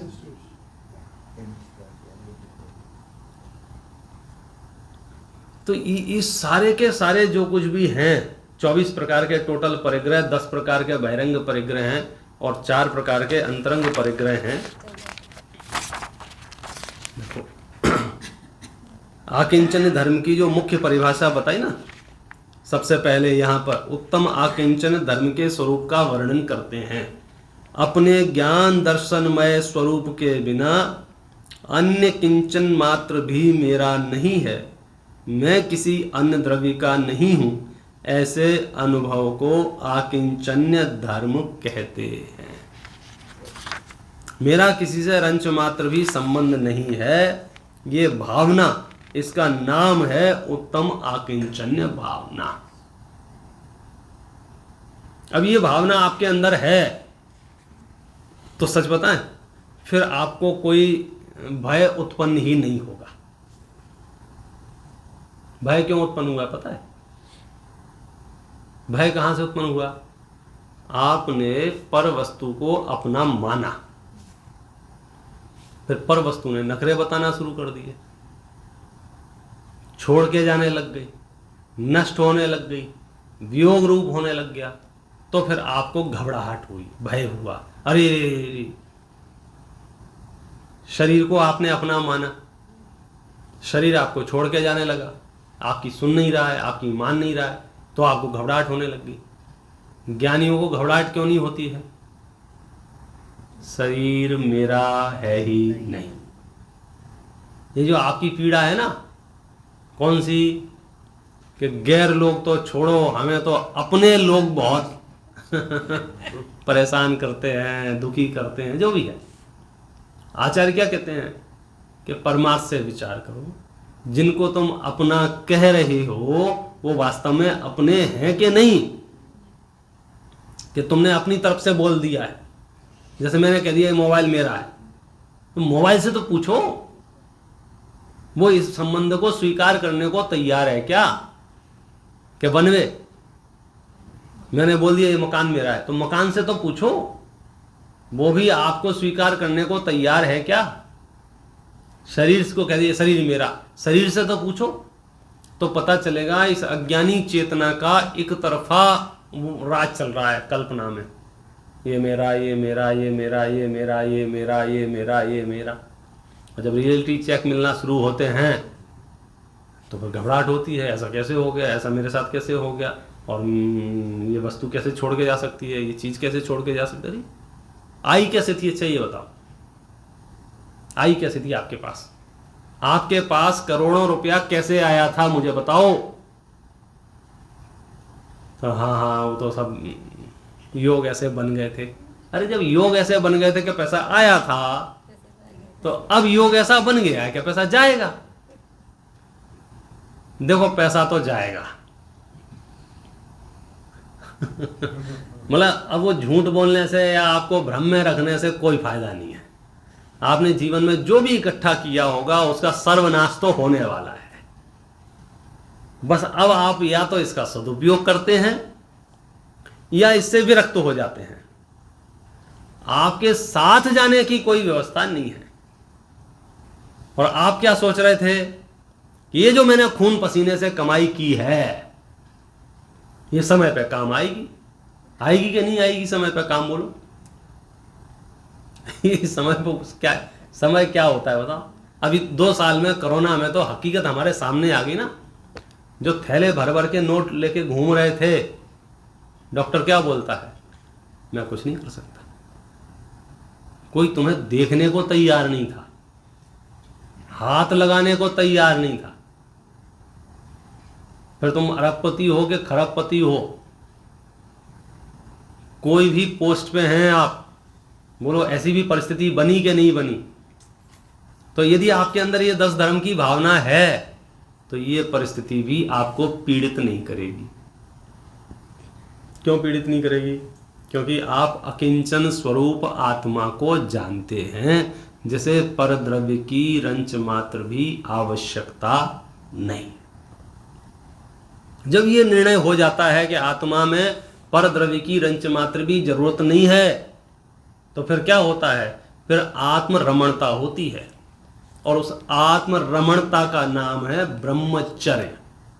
ब्रह्म शब्द का अर्थ होता है आत्मा, और चर्य शब्द का अर्थ होता है रमण करना, उसमें चरना, चर्या करना। तो ब्रह्म में चर्या करना माने उसका नाम है ब्रह्मचर्य, आत्मा में लीन रहना। और आत्मा से बाहर आए माने उसका हो गया अब्रह्मचर्य। दुनिया में यद्यपि ब्रह्मचर्य को एक स्पर्शन इंद्रिय के विषय से जोड़ दिया है, मुख्य रूप से उसी की बात करते हैं। स्त्री सेवनादि कार्य नहीं होते हैं तो हम कहते हैं ये ब्रह्मचारी है। लेकिन शास्त्रों में बहुत स्पष्ट लिखा है 5 इंद्रियों के विषयों से विरक्त होता है ब्रह्मचारी। तो फिर स्पर्श इंद्रिय की बात क्यों कही? क्योंकि वो एक इंद्रिय ऐसी इंद्रिय है जो पूरे शरीर में है, और जो स्पर्शन इंद्रिय पर विजय प्राप्त कर लेता है तो अन्य इंद्रियों पर भी उसे बड़ी सुगमता हो जाती है। मरण काल में भी या समझो जीवन में भी जो शरीर की संरचना है तो उसको मुख्य रूप से स्पर्श इंद्रिय से इसको जोड़ दिया। क्योंकि सर से लेकर के पैर के नाखून तक आपको स्पर्शन इंद्रिय, रसना इंद्रिय, इतनी सी जगह में घ्राण इंद्रिय, चक्षु इंद्रिय, कर्ण इंद्रिय और बाकी की स्पर्शन इंद्रिय। तो इसलिए स्पर्शन इंद्रिय की विजयता जो है वे समझो बाकी के सर्व इंद्रियों पर भी विजय करना प्राप्त सीख जाते हैं। लेकिन ये तब संभव होगा जब आत्मा का रस होगा, आत्मा का स्वाद होगा, आत्मा में रहना अच्छा लगता होगा, आत्म रमणता प्रिय होगी, तो ब्रह्मचर्य फलता है। अन्यथा तो जीव विषयों की तरफ ऐसा दौड़ता है, ऐसा धावता है कि पूछो मत। और ये तो काल इतना निकृष्ट आता जा रहा है कि बाजार में जो खाने का, पीने का, घूमने का, देखने का, सुनने का जो प्रमोटिंग हो रही है या जो विज्ञापन हो रहे हैं वे कितने झूठे विज्ञापन हैं उसकी हम कल्पना नहीं कर सकते। उसमें कुछ भी दिखाया जा रहा है, उसमें बताया जा रहा है आप शराब पियोगे मजा आएगा। अब आफत हो रही है, बोलो अब शराब पीने से मजा आता है कि नहीं आता है? बोलो कौन सी लेबोरेटरी की रिपोर्ट चाहिए आपको? अब नहीं बोलता है विज्ञान क्या कह रहा है, साइंस क्या कह रहा है, वहां सब भूल जाता है। उस बोतल पे लिखा हुआ है इसको पिएंगे, इसका सेवन करेंगे तो स्वास्थ्य के लिए हानिकारक है। पढ़ा लिखा आदमी कहता है लाओ दे दो। वो पढ़ाई लिखाई उसकी डॉक्टर हो सकता है, वकील हो सकता है, व्यापारी हो सकता है, वो किसी भी लेवल पर हो सकता है। देने वाला कहता है साहब इस पर कुछ लिखा है, हाँ लिखा रहने दे, लिखा रहने दे। ये क्या है? हम नहीं समझ पा रहे हैं। हमने अपने आप को, यद्यपि मनुष्य शरीर है, लेकिन मनुष्य की चेतना विकसित नहीं कर पाए हैं। लगभग ऐसा लगता है कभी कभी कि ज्यादातर मनुष्य तो विषयों के मामले में जानवरों जैसी हालत हो रही है। जैसे कुत्ते बिल्ली घूमते रहते हैं ना, जहाँ कुछ खाने को मिल जाए, जहाँ कुछ पीने को मिल जाए, जहाँ जो मिल जाए वो उसी। तो कई मनुष्यों की तो हालत इतनी खराब हो गई है कि एक क्षण भी नहीं बैठ पा रहे। भले ही उससे फिर मानसिक रोग बहुत हो गए हैं, शारीरिक रोग बहुत हो गए हैं, उनकी कीमत पर भी वो विषय भोगों को भोगना चाहता है। हमें तो यहाँ आचार्यों ने बड़ा शॉर्टकट बता दिया कि श्रावक के जीवन में संयमित विषय सेवन होते हैं। भूख लगेगी तो भोजन तो करना पड़ेगा, लेकिन भोजन करना पड़ेगा इसका मतलब ये नहीं कि कुछ भी खाना पड़ेगा। कुछ भी खाने में गड़बड़ है। शोध के, देख के, उचित के साथ में समस्या नहीं है। तो ये जो 10 धर्म हैं, क्षमा, मार्दव, आर्जव, सत्य, शौच, संयम, तप, त्याग, आकिंचन और ब्रह्मचर्य, ये आत्मा के 10 धर्म हैं, 10 लक्षण हैं। और 10 लक्षण महापर्व पर इन्हीं की आराधना विशेष रूप से की जाती है, इसी की प्रैक्टिस की जाती है। और दिगंबर परंपरा में तो ये 10 धर्मों के बाद में एक दिन छोड़कर एक क्षमावाणी का पर्व मनाया जाता है। श्वेतांबर परंपरा में भी है, जिसको मिच्छामी दुक्कड़म के नाम से समझो बहुत प्रचार प्रसार किया जाता है। कहने का मतलब ये है कि भी बात को मानते हैं कि अब मैंने धर्म की उपासना आराधना की है, इट मीन्स अब दुनिया में मेरा कोई शत्रु नहीं बचा है, कोई मेरा बुरा करने वाला इष्ट अनिष्ट मान्यता खत्म हो गई है। तो जाके वो उत्तम क्षमा इतनी बढ़ जाती है। जब 10 धर्मों तक हमने 10 दिन तक उपासना आराधना की है, तो हमने उसको उतना प्रैक्टिकल और व्यवहारिक बनाया कि हम कहने भी लग जाते हैं एक दूसरों से, हमें माफ़ करना, हमें क्षमा करना, उत्तम क्षमा, क्षमा भाव, ऐसे अलग अलग शब्दों के द्वारा उसको व्यक्त करने लग जाते हैं। अभी अलग बात है कि विश्व का इकलौता पर्व था जो शत्रुओं के साथ मनाया जाना चाहिए, लेकिन इस पर्व को भी हम मित्रों के साथ मनाते हैं। ये हमारी कमजोरी है। ये जो पर्व है ना, कौन सा, क्षमावाणी वाला, ये किसके साथ मनाया जाना चाहिए? हर पर्व होता है ना, फादर डे है, किसके साथ मनाओगे? फादर के साथ ही मनाओगे ना। जो जैसा त्योहार होगा उस त्योहार के अनुरूप वातावरण चाहिए ना। तो ये क्षमावाणी पर्व है, तो किसके साथ मनेगा ये क्षमावाणी पर्व? जिनके साथ क्रोधादि हुए हों, जिनके साथ हमारे मनोविकार हुए हों, जिनसे हमें घृणा जुगुप्सा हुई हो, उनसे कह के कि भैया मेरा दिमाग ठीक नहीं था, मूड नहीं था, अज्ञानता थी, जो भी कारण समझ लो, मेरे से भूल हुई है, माफ कर। इसमें जो रिलैक्स है, इसमें जो आनंद है। लेकिन हमारे अंदर में वो बोले साहब, पंडित साहब चलो जैसे तैसे हम तो मांग लेंगे, उसने क्षमा नहीं किया तो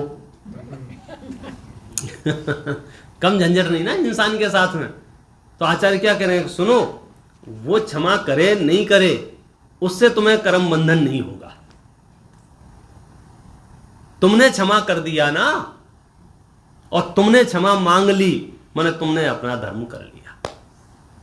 और जैन शासन में क्षमा करने से ज्यादा, क्षमा मांगने से ज्यादा क्षमा करने पे वजन दिया है। क्षमा कर दो एक बार, सबको क्षमा कर दो। कि सब कोई मुझसे मांग ही नहीं रहा है, नहीं मांग रहा है तो भी कर दो। बिना मांगे क्षमा कर दो। हमारे दिमाग में ये भूत निकालो कि जो हम क्षमा कर रहे हैं ना, उस सामने वाले ने बहुत गिड़गिड़ाया और बहुत कहा तो मैंने क्षमा कर दिया उसे। नहीं, उसके लिए नहीं कर रहे हैं, अपने लिए कर रहे हैं। ये भाषा जो ठीक नहीं है, कौन सी, कि चीजें अपने फायदे के लिए होती हैं, हम लोगों के माथे मर देते हैं। कुछ लोग तो बोले आजकल तो मंदिर हमें इसलिए आना पड़ता है, मंदिर नहीं आएंगे तो इन मंदिरों का क्या होगा। तो मैं तो उससे कहा कि भैया मंदिरों का क्या होगा ये सोच के मत आ, तेरा क्या होगा ये सोच के आ। तू मंदिर नहीं आएगा तो तेरा क्या होगा। लेकिन हमारी टोन चेंज हो गई, हर जगह नवाबी छा गई है। यूं लगता है हम जो कुछ भी कर रहे हैं सब दूसरों के लिए कर रहे हैं, भगवान के लिए कर रहे हैं। अब हम नहीं आएंगे तो भगवान को कौन हिलाएगा। अरे भाई साहब, भगवान तो जब मुनि बने थे तभी छोड़ दिया था उन्हें दंडपन। ये तो हम अपने परिणामों के लिए, अपने भावों की शुद्धि के लिए, अपनी विचारधारा को मजबूत करने के लिए, अपने कल्याण के लिए हम उनके पास आते हैं। अब शास्त्र इसलिए पढ़ रहे हैं, अब हम नहीं पढ़ेंगे तो कौन पढ़ेगा। आप समझ गए। आप उपकार नहीं कर रहे हैं, आपके ऊपर उपकार हो रहा है। अहो भाव आना चाहिए, मैं इस धरती पर अरबों मनुष्यों में से वो भाग्यशाली मनुष्य हूं जो जिनेंद्र परमात्मा के दर्शन करते हूं, जो वितराग धर्म का श्रवण मनन चिंतन करता हूं, जो शास्त्रों को हाथ लगा पा रहा हूं। बाकी की जिंदगी तो शस्त्रों के बीच में पैदा होती है और शस्त्रों के बीच में मर जाते हैं। मैं भाग्यशाली हूं जो शास्त्रों के बीच में उत्पन्न हुआ हूं और शास्त्रों के बीच में संलेखना समाधि होगी। पूरी जिंदगी लोगों की डर में पैदा होती है, भय में पैदा होती है, इच्छाओं में पैदा होती है, कमाने धमाने के तीव्र परिणाम में पैदा होती है। अपने आप को पूरी जिंदगी झोंक देते हैं अपग्रेड करने में, और बेहतर और बेहतर और बेहतर और बेहतर और बेहतर। कैसे बेहतर हो सकते हैं? चीज़ों को बदल बदल के बेहतर होना चाहते हैं। उससे क्या होगा? अपने आप को थकाने के अलावा कुछ नहीं। सच में आनंद लूटना है तो स्वभाव के पास आओ, चेतना के पास आओ। आनंद अपने आप में मिलेगा क्योंकि वो मेरी अपनी वस्तु है। मैं ज्ञानानंद स्वभावी हूँ, मैं ज्ञानानंद स्वभावी हूँ। ये थॉट क्यों दिया? क्योंकि ज्ञान का और आनंद का आपस में बहुत गहरा और पुराना रिश्ता है। किसका? ज्ञान का और आनंद का। यदि राइट नॉलेज है, सही ज्ञान है, सम्यक ज्ञान है, तो आपके जीवन में आनंद होगा ही होगा। और ज्ञान विपरीत है तो दुनिया की कोई ताकत आपको सुखी कर नहीं सकती है। कोई दुनिया की ताकत। बस आपको उतना भरोसा, विश्वास आ जाना चाहिए, और विश्वास आ जाता है। हम ये महसूस कर रहे हैं कि हमें जब से कर्म सिद्धांत का ज्ञान हुआ है, हमें जब से वितराग देवसाय गुरु का श्रद्धान हुआ है, हमें जब शास्त्रों में लिखी हुई एक एक बात सच भाषित हो रही है, तो हमारे आनंद की स्थिति अलग है। देखो, जीवन तो पहले जैसा चल रहा था बाहर का वैसे ही चलेगा। परिवर्तन संसार में नहीं होगा, परिवर्तन परिणामों में होगा। जो रोग आना था आएगा, जो व्यापार में घाटा होना था होगा, जो हानि लाभ होने हैं वो सब होंगे, लेकिन आपके परिणाम विचलित नहीं होंगे। धर्म की ये देन है। और हम क्या समझ रहे थे कि अब मैं महावीर के पास आ गया हूं तो मेरी दुकान नहीं चलेगी, दुकान में गड़बड़ नहीं होगी। महावीर ये गारंटी नहीं लेंगे आपकी दुकान सही चलेगी कि खराब चलेगी। महावीर क्या गारंटी ले रहे हैं? दुकान खराब चले कि अच्छी चले, तुम ठीक रहोगे। शरीर स्वस्थ रहे या अस्वस्थ रहे, तुम स्वस्थ रहो। क्योंकि ये तो क्रम से पुद्गल का बना हुआ है ना, तो ये तो डैमेज होने ही वाला है। मेरे पूर्वजों का भी यही हुआ था, तीर्थंकरों का, चक्रवर्तियों का, नारायण का, बलभद्र का, जितने भी बड़े बड़े महापुरुष थे, सबके शरीर में समझो वो परिस्थितियां बनी और देह परिवर्तन हुआ है। तो जब सबका हुआ है तो अपना भी होगा। तो बेहतरी किस बात में है कि हम उसे सहज स्वीकार कर लेंगे। क्या करें? ये ना करने के लिए 10 धर्म है ना, कर एक एक धर्म का सेवन कर, और विस्तार से इन्हें पढ़ें, और विस्तार से इसे सुनें, और विस्तार से इसे समझें, तो हमें और इसमें सुगमता बढ़ेगी। मोक्ष मार्ग आनंद रूप है, जिन शासन आनंद रूप है। संपूर्ण ज्ञानी, चाहे वो श्रावक हो चाहे साधु हो, जो आनंद में रहता है वो आत्मा के स्वरूप की समझ की वजह से आनंद में रहता है। कर्म सिद्धांतों के स्वरूप को समझने की वजह से आनंद में रहता है। उसका जीवन निर्भय और निराकुल हो जाता है। सहज ही जब सच्चाई पता चल गई तो अब वो निर्भय हो गया। अब उसे पता चल गया ना कि आयु कर्म के अलावा दूसरा कोई कारण नहीं है। अब उसे कोई नहीं ठग सकता है, अब उसे कोई भयभीत नहीं कर सकता है। एक अकेले आयु कर्म की बात नहीं है, सर्व व्यवस्थाएं आदि से ज्यादा कर्माधीन है। मैं क्या करूं कि तेरा स्वभाव ज्ञाता दृष्टा है, जानता रहे और देखता रहे। तो बस अब जानता देखता रहूंगा, उसमें क्या होगा? वो बहुत बड़ा पुरुषार्थ है। कौन सा? जानना, देखना, सहज रहना, शांत रहना, जानते देख। अनंत भगवान क्या कर रहे हैं 24 घंटे? खा रहे हैं, पी रहे हैं, सो रहे हैं, जग रहे हैं, क्या कर रहे हैं? संसार की कोई गतिविधि नहीं कर रहे हैं, लेकिन जान रहे हैं, पूरे विश्व को जान रहे हैं। वो स्वभाव है उनका, और स्वभाव दुखरूप नहीं है, स्वभाव सुखरूप है, विभाव दुखरूप है। तो हम भी वही अभ्यास करें कि जीवों से उलझे बिना, जीवन की परिस्थितियों से शिकायत किए बिना, लोगों से नाराज हुए बिना, जिन्होंने मेरा जीवन जीना हराम कर रखा है उनसे भी नाराज हुए बिना, उन्हें भी क्षमा करके, अपने क्षमा स्वभाव को पहचान के हम आनंद से जिएं। ऐसी कोई वजह नहीं है कि अन्य किसी भी वस्तु, किसी भी व्यक्ति की वजह से मैं अपने आप को पीड़ा में रखूं, जबकि मेरे पास अनंत आनंद ज्ञान घन स्वभावी भगवान आत्मा है। मेरे पास भरपूर खाने पीने को है, फिर मैं भूखा क्यों रहूं? ये बताओ। नहीं साहब, वो चिढ़ा रहा है, बच्चों जैसी स्थिति है ना ये। तो आप क्या करें कि हम ना देखेंगे। और धीरे धीरे अभ्यास इतना मजबूत हो जाता है, सब कुछ जानते हुए भी राग द्वेष नहीं होते हैं। ये निचली भूमिका में ऐसा होता है कि हम थोड़ा बहुत भी जानते हैं तो राग द्वेष होने लग जाते हैं, लेकिन प्रैक्टिस अगर सही है फिर राग द्वेष नहीं होते हैं। और राग द्वेष नहीं होने का कारण भी फिर से वही कहूँगा, वस्तु स्वरूप और कर्म सिद्धांत की समझ है। पूरी दुनिया ये कहेगी कि नित्य क्या नाम है, सुनीत भाई ने आपका नुकसान किया है, और मेरी अंतरात्मा कहेगी कि मेरे कर्म के उदय ने किया है, सुनीत भाई का इसमें कोई दोष नहीं है। अब कभी भी मैं सुनीत भाई से चिढ़ नहीं सकता। पूरी दुनिया ये कहेगी सुनीत भाई ने आपका उपकार किया है, कल्याण किया है, मेरी अंतरात्मा ये कहेगी मेरा पुण्य का उदय था इसलिए हुआ है। अति का एहसान में इनके गिल्ट नहीं रह सकता मैं। आप समझ रहे क्या कहना चाह रहा हूं? दोनों तरफ से जैन शास्त्र आपको प्रोटेक्ट कर रहे हैं। आप कभी किसी के दबाव में भी नहीं आएंगे और आप कभी किसी से भयभीत भी नहीं होंगे, क्योंकि दोनों ही पोजीशन आपको मतलब आप नहीं रहने देते हैं। आप दबाव में आ जाते हैं, आप प्रेशर में आ जाते हैं। तो यहाँ कह रहे हैं कि आनंद से रहना है तो वो क्षमा, मार्दव, आर्जव, सत्य, शौच, संयम, तप, त्याग, आकिंचन, ब्रह्मचर्य, ये धर्म है, ये धर्म के लक्षण हैं।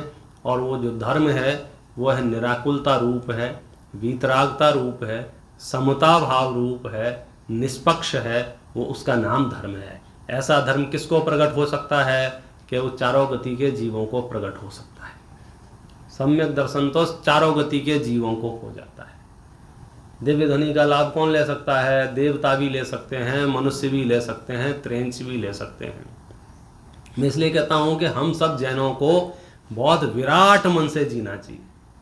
कितना विशाल है हमारे तीर्थंकरों की धर्म सभा कि जहां गधे, घोड़े, त्रेंच गति के जीव भी आके बैठ के धर्म लाभ ले रहे हैं, और हम यहाँ प्रश्न मंच करने लग जाएं ...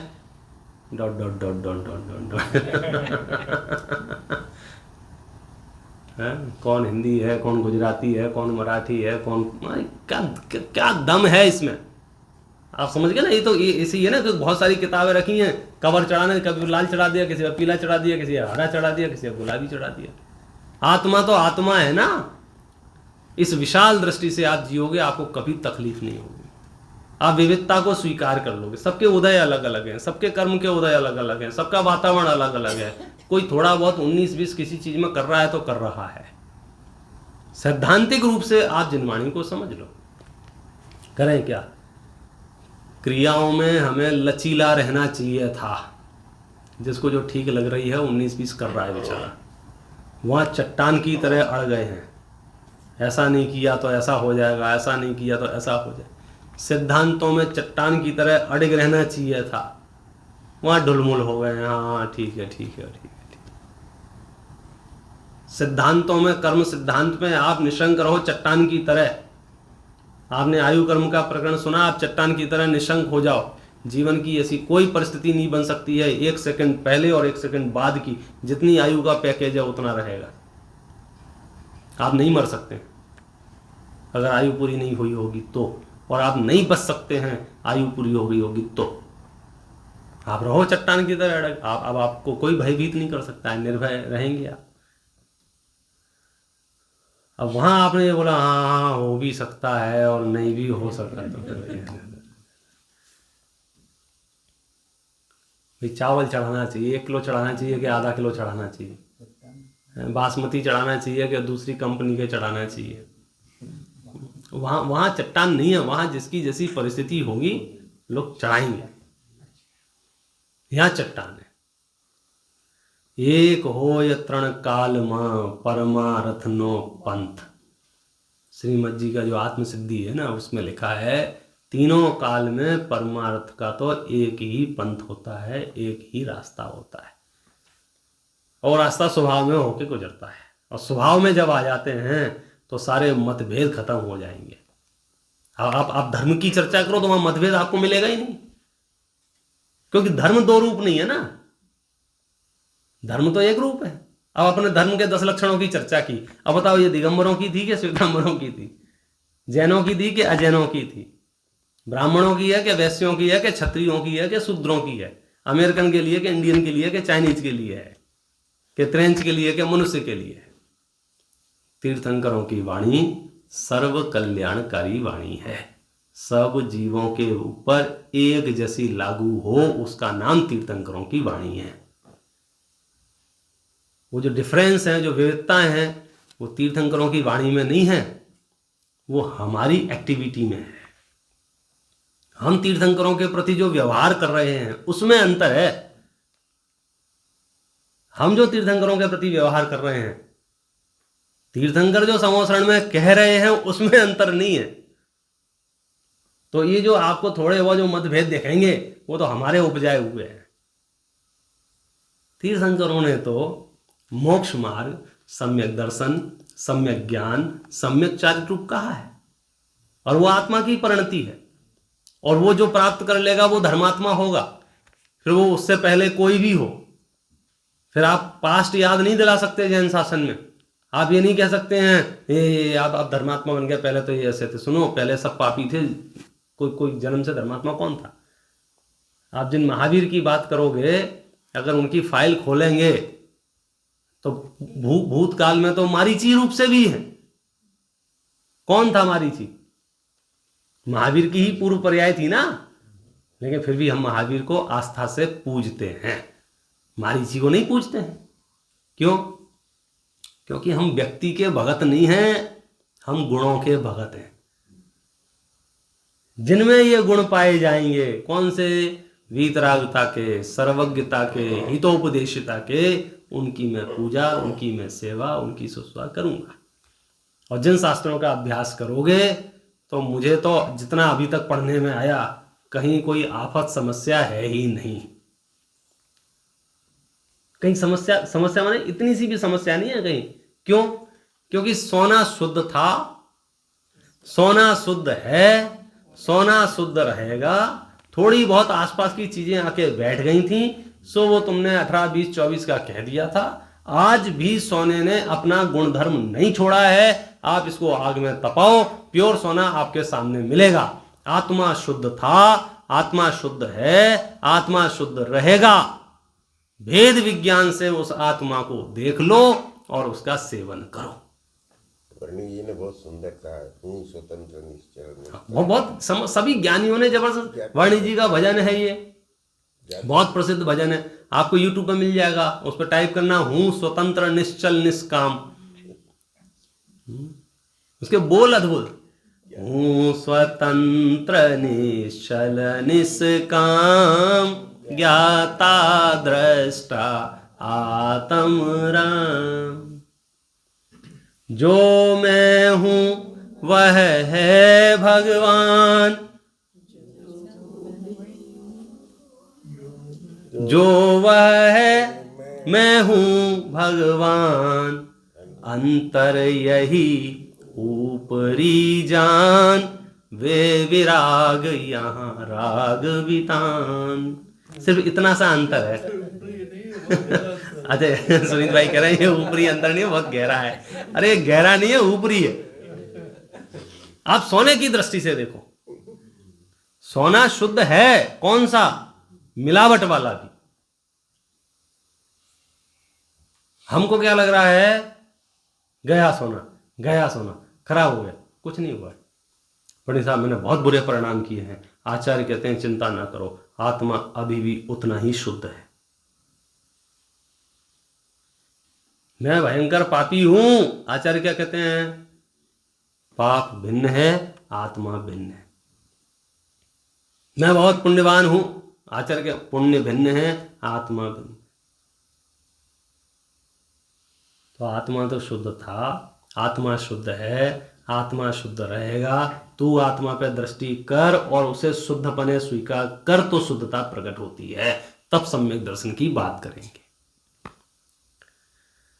बहुत दुर्लभ नहीं है, बहुत दुर्लभ नहीं है। वो अनजाने में डिस्टेंस बढ़ गया है, लेकिन थोड़ा भी आगे बढ़ेंगे तो धर्म कठिन नहीं है, बहुत सरल है। लिखा था, देखो मैं तो आपको पढ़ के नहीं सुनाया, सोचा था मैं सुनाऊंगा, जो रह गया इसमें पढ़ देता हूँ। अब बात आ गई तो धर्म करना इतना सुगम है कि बालक, वृद्ध, युवा, धनवान, निर्धन, बलवान, निर्बल, सहाय सहित, सहाय रहित, रोगी, निरोगी, सभी के द्वारा धारण किया जा सकता है, स्वाधीन है, एक्सेप्टेड है। आधी दुनिया को लग रहा है आजकल तो धर्म पैसे वालों का रह गया ऐसा। यही लोग सबसे पहले ध्वजा फहरा लेते हैं, यही लोग सबसे पहले भगवान को अभिषेक कर लेते हैं, यही लोग सबसे पहले जुलूस निकाल लेते हैं। आचार्यों के पास कंप्लेंट लेके पहुंचा, महाराज आजकल पैसा वालों का धर्म रह गया है। आचार्य ने क्या कहा था? सुन, वो जो कर रहे थे ना वो धर्म नहीं है। क्या बात कर रहे हो? तो धर्म क्या है? जो बालक कर सके, युवा कर सके, वृद्ध कर सके, धनवान कर सके, निर्धन कर सके, रोगी कर सके, निरोगी कर सके। क्षमा ये धर्म है, मार दो ये धर्म है, आर जाओ ये धर्म है। अब बोलो कौन कर सकता है क्षमा? धनवान के निर्धन, रोगी या निरोगी, बालक या वृद्ध? वैसे धर्म उसका नाम है जो कोई भी कर सके। ये जो कुछ कुछ लोग कर रहे हैं वो धर्म नहीं। अब देश काल परिस्थिति की मजबूरी व्यवस्था हो सकती है। अब इतना बड़ा मंदिर चलाना है तो उन्होंने उसकी बोलियां और जो भी व्यवस्था है वो व्यवस्था का पार्ट है। लेकिन आचार्य मुझे साइड में बुला के समझा रहे हैं, तो इसके चक्कर में मत पड़। तेरे पास नहीं है चिंता मत कर, है तो लुटा दे। तेरा नहीं है, नहीं है तो बेचैन मत रह। ये अफवाह मत फैला। कौन सी? कि आजकल धर्म तो पैसे वालों का रह गया है। नहीं, कर्म हो सकता है, वो धर्म नहीं है, कर्म है। क्योंकि धर्म में पैसे का नाम मत लेना। विश्व का इकलौता धर्म था भाई साहब, जहाँ पैसे का लेन देन नहीं, जहाँ कोई व्यवहार नहीं, जहाँ पूजा पाठ कोई भी प्रक्रिया ऐसी नहीं है जहाँ कंडीशन हो के पैसा दोगे तो आगे बढ़ेगी गाड़ी। यहाँ तो जो लाए हो गुल्लक गुल्लक में डाल दो। वो भी काहे के लिए? ये सब डेंटिंग पेंटिंग हो जाए इसके लिए। ना भगवान खाते हैं ना यहाँ दूसरे कोई खाते हैं। सुन, इतना पवित्र दर्शन मिला है। सुनो, धर्म को धारण करने में कुछ खेद, क्लेश, अपमान, भय, विषाद, कलह, शोक, दुख कभी नहीं होता है। धर्म धारण करना दुर्लभ नहीं है। इसमें कुछ भी बोझ उठाना नहीं है, दूर देश में जाना नहीं है, भूख प्यास शीत उष्णता की वेदना सहना नहीं है, किसी से विसंवाद झगड़ा नहीं है। वहां तो थोड़ा बहुत दंड फंद हो जाता है कि मैं चढ़ाऊंगे आप चढ़ाएं, आप समझे ना। माहौल बन जाता है, कभी कभी मामला गर्म हो जाता है।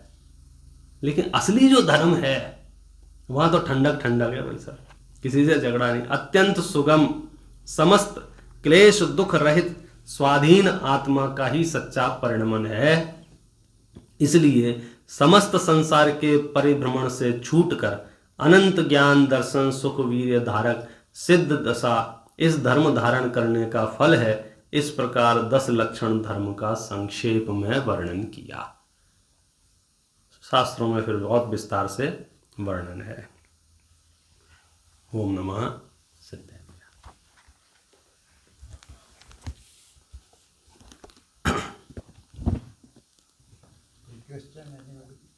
तो आत्मा का स्वभाव हमने सब लोगों ने जान लिया। जब कर्म लगते हैं और हम एक भाव से दूसरे भाव में जाते हैं, तो कर्म और वो आत्मा के साथ कैसे जुड़े हुए रहते हैं जो दूसरे भाव में जाते हैं? एक वो कर्म के परमाणु जो बिल्कुल इनका प्रश्न है कि आत्मा का स्वरूप तो हमारी समझ में आया, लेकिन एक गति से दूसरी गति में जाते हैं तो उसके फल में कोई मनुष्य बनता है, कोई देव बनता है, कोई नारकी होता है, तो कर्म का कैसा क्या होता है? देखो, ये वर्णन कर्म सिद्धांत का जैन दर्शन का बहुत ही क्लियर और बहुत सूक्ष्म है। थोड़ा सा मोटा मोटी करते हैं तब तो उतने सी वाक्य होता है, जैसा करोगे वैसा भरोगे, लेकिन इन डिटेल में जाते हैं तो अलग अलग परिस्थिति के लिए अलग अलग कर्म कारण करता है। ज्ञान के लिए, दर्शन के लिए, चेतना के लिए, हर एक आयु के लिए, गोत्र के लिए, शरीर के आकार प्रकार के लिए। किसी का शरीर चल सकता है, किसी का शरीर उड़ सकता है, किसी का शरीर पानी में तैर सकता है, किसी की आवाज़ मीठी, किसी की आवाज़ खराब, किसी कोई बोल सकता है, कोई नहीं बोल सकता है। हर एक एक्टिविटी के लिए अलग अलग कर्मों का जैन दर्शन में वर्णन है। शरीर से संबंधित जो नाम कर्म आदि के भेद हैं 93 प्रकृति, 93 प्रकृतियाँ हैं। कुछ पाप रूप हैं, कुछ पुण्य रूप हैं। अब ये जो कर्म के परमाणु हैं वो बहुत सूक्ष्म है। बहुत सूक्ष्म माने इंद्रिय गोचर तो नहीं है, आंखों से पकड़ में आए ऐसे वे परमाणु तो नहीं है। लेकिन वे परमाणु वर्क कैसे करते हैं, शायद आज की दुनिया में तो ये बताना बहुत सरल है कि जो परमाणु हमारे इंद्रिय गोचर नहीं हैं, इंद्रियों से दिखाई नहीं दे रहे हैं, वे परमाणु भी कितने एक्टिव हो सकते हैं। आजकल तो ये बहुत इजी हो गया है समझाना, खास करके जो सेंसर की दुनिया हमारे सामने आई है। समझो टेस्ला में सेंसर लगा दिए हैं और आपने ऑटो मोड पे गाड़ी चला दी है।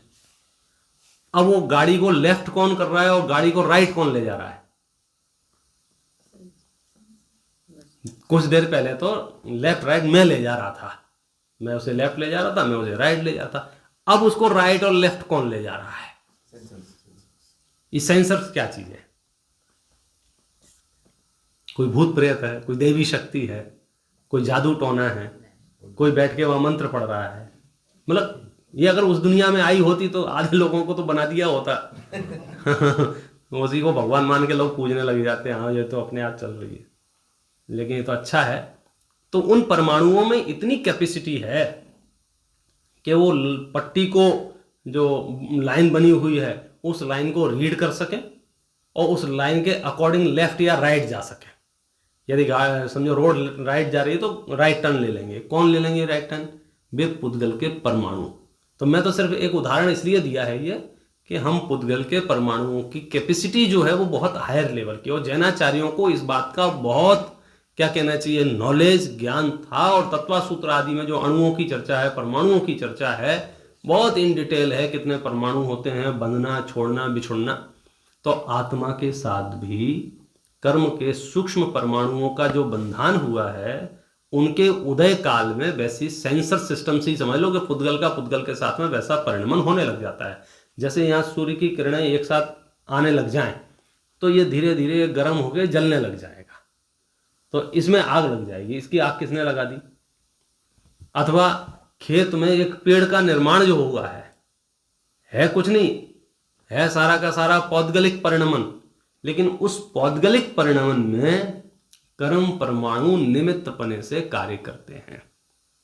तो आत्मा के साथ कर्म का ऐसा ही बंधन है कि वो जैसे परिणाम किए हैं वैसा वो उस ऑर्डर में तैयार बैठे हैं और उसके हिसाब से आपको अपनी डिलीवरी देने के लिए रेडी है। वो आपने मायाचारी का भाव किया है, वहाँ त्रेंच गति की संरचना, त्रेंच गति के परमाणु, त्रेंच गति की सारी तैयारियां शुरू हो गई। आप आयु पूरी करके जब जाएंगे तो त्रेंच गति का पैकेज आपके लिए रेडी है। फिर वहाँ उस गति में जो नया कर्म बंधन करेंगे तो उसके अगली गति के लिए रेडी है। तो ये जीव स्वयं अपने परिणामों से कर्मों को बांधता है और उसके उदय में ये सारी परिस्थितियां निर्मित होती हैं। यदि हमें गतियों में संसार में नहीं घूमना है तो हम कर्म बंधन रोकें। तो कर्म बंधन कैसे रोकेगा? उसकी विधि यही है कि हम धर्म की आराधना करें, धर्म का स्वरूप समझें, आत्मा का स्वरूप समझें, उसमें रहें तो कर्म बंधन नहीं होगा। अब सीधा तो नहीं रहा जाता है, तो उसकी हम प्रैक्टिस करें। इसलिए फिर हम कहेंगे आपसे शास्त्र अभ्यास करना चाहिए ताकि हम उसकी समझ और विकसित हो सके, उस पर हमें और श्रद्धा उत्पन्न हो सके। हमारा ज्ञान जितना जितना मजता जाएगा हमारी श्रद्धा उतनी मजबूत होती जाएगी। हमने यूं हाथ लगाया, पानी आ गया, तो ये चमत्कार था क्या? भाई मैंने यूं हाथ किया, पानी, या अभी थोड़ी देर पहले तो देखा यहां वहां कुछ नहीं था, यहाँ वहां हाथ गया तो पानी आ गया। अब पानी जैसे आया वैसे आग भी आ सकती है, हवा भी आ सकती है, आ सकती है कि नहीं आ सकती? तो जो परमाणुओं की कैपेसिटी है औद्गलिक, ये तो वो परमाणु हैं जो मनुष्यों के इंद्रिय गोचर है। मनुष्य ने उसको समझ लिए हैं, पकड़ लिए हैं और उन परमाणुओं को वहां संग्रहित कर दिए हैं और उन्हें पता है कि ये परमाणुओं के रिएक्शन में ऐसा होता है। इतने पूरी बड़ी भारी बिल्डिंग की लाइट ये 2-4 परमाणु पूरे को जला देंगे एक साथ। बोले ऐसे आपने ताली बजाई, इस आवाज को सुन के लाइट जल जाएगी। अब आप सोचो कि पौद्गलिक परमाणुओं की कैपेसिटी कितनी है। वो जो शास्त्रों में कहा था ना 14 राजू गमन करता है पुद्गल का परमाणु, उसकी स्पीड, जैन शास्त्रों ने सबसे पहले कहा था ये शब्द जो है वो पौद्गलिक है, ये गमन करता है। ये टेलीफोन फेलीफोन तो समझो बाद में आया और ये प्रूव हुआ कि शब्द गमन करते हैं। और उसकी स्पीड कितनी है? पहले तो जब आप आए होंगे अमेरिका में तो यहाँ हेलो बोलो तो थोड़ा सा वेट करना पड़ता था, मतलब ऐसा रुक रुक के बात करनी पड़ती थी। अब तो इतना है कि यहाँ से आप बोलते जा रहे हैं और डिलीवर होता जा रहा है। मतलब ये कार्मण शरीर का भी, कार्माण योग का भी मतलब यही निमित्त नैमित्तिक संबंध समझ लो कि कर्मों के निमित्त से शरीर की रचना, शरीर की बनावट, शरीर का स्वास्थ्य, शरीर का अस्वास्थ्य, लेकिन वो कर्म बंधन जो है वो परिणामों के निमित्त से है। ये कर्म व्यवस्था जैन दर्शन ने उसको ऐसा ही स्वीकार किया है। और एक प्रश्न है, सॉरी ये मेरा प्रश्न नहीं है, मेरे बच्चे का हाँ, मेरे लड़के का प्रश्न है एंड आई एम को थोड़ा अच्छा लगा वो प्रश्न। तो एक कर्म लगते हैं, ये सिर्फ मनुष्यों के लिए लगते हैं कि हर जीव के लिए लगते हैं? जैसे कि एनिमल्स में या प्लांट्स में, जो एनिमल्स तो उनको तो सोच रहती नहीं है, वो डिसाइड नहीं कर सकते, प्लान नहीं कर सकते, तो कर्म कहाँ लगते हैं? मनुष्य के लिए लगते हैं या? So this is not my question, but नहीं, समझ गया इनका प्रश्न है। ये कर्म है सिर्फ मनुष्य गति के जीवों पे लागू होते हैं या जो एनिमल्स हैं, त्रेंच गति के जीव हैं, एक इंद्रिय दो इंद्रिय प्राणी हैं, उन पे भी लागू होते हैं? सर्व जीवों पर लागू होते हैं। सर्व विश्व का एक भी जीव प्राणी ऐसा नहीं है जो कर्म सिद्धांत और कर्म व्यवस्था के अंतर्गत ना आता हो। सूक्ष्म से सूक्ष्म जीव भी, सूक्ष्म से सूक्ष्म जीव भी, उसका जो शरीर संरचना हुई है, उसको जो शरीर निर्माण हुआ है, उसको जो वातावरण मिला है, उसको जो परिस्थितियां मिली हैं, उसका बांधा हुआ कर्म का उदय है। पर नए कर्म जो बनते हैं, नए कर्म में भी उसके पास ज्ञान है।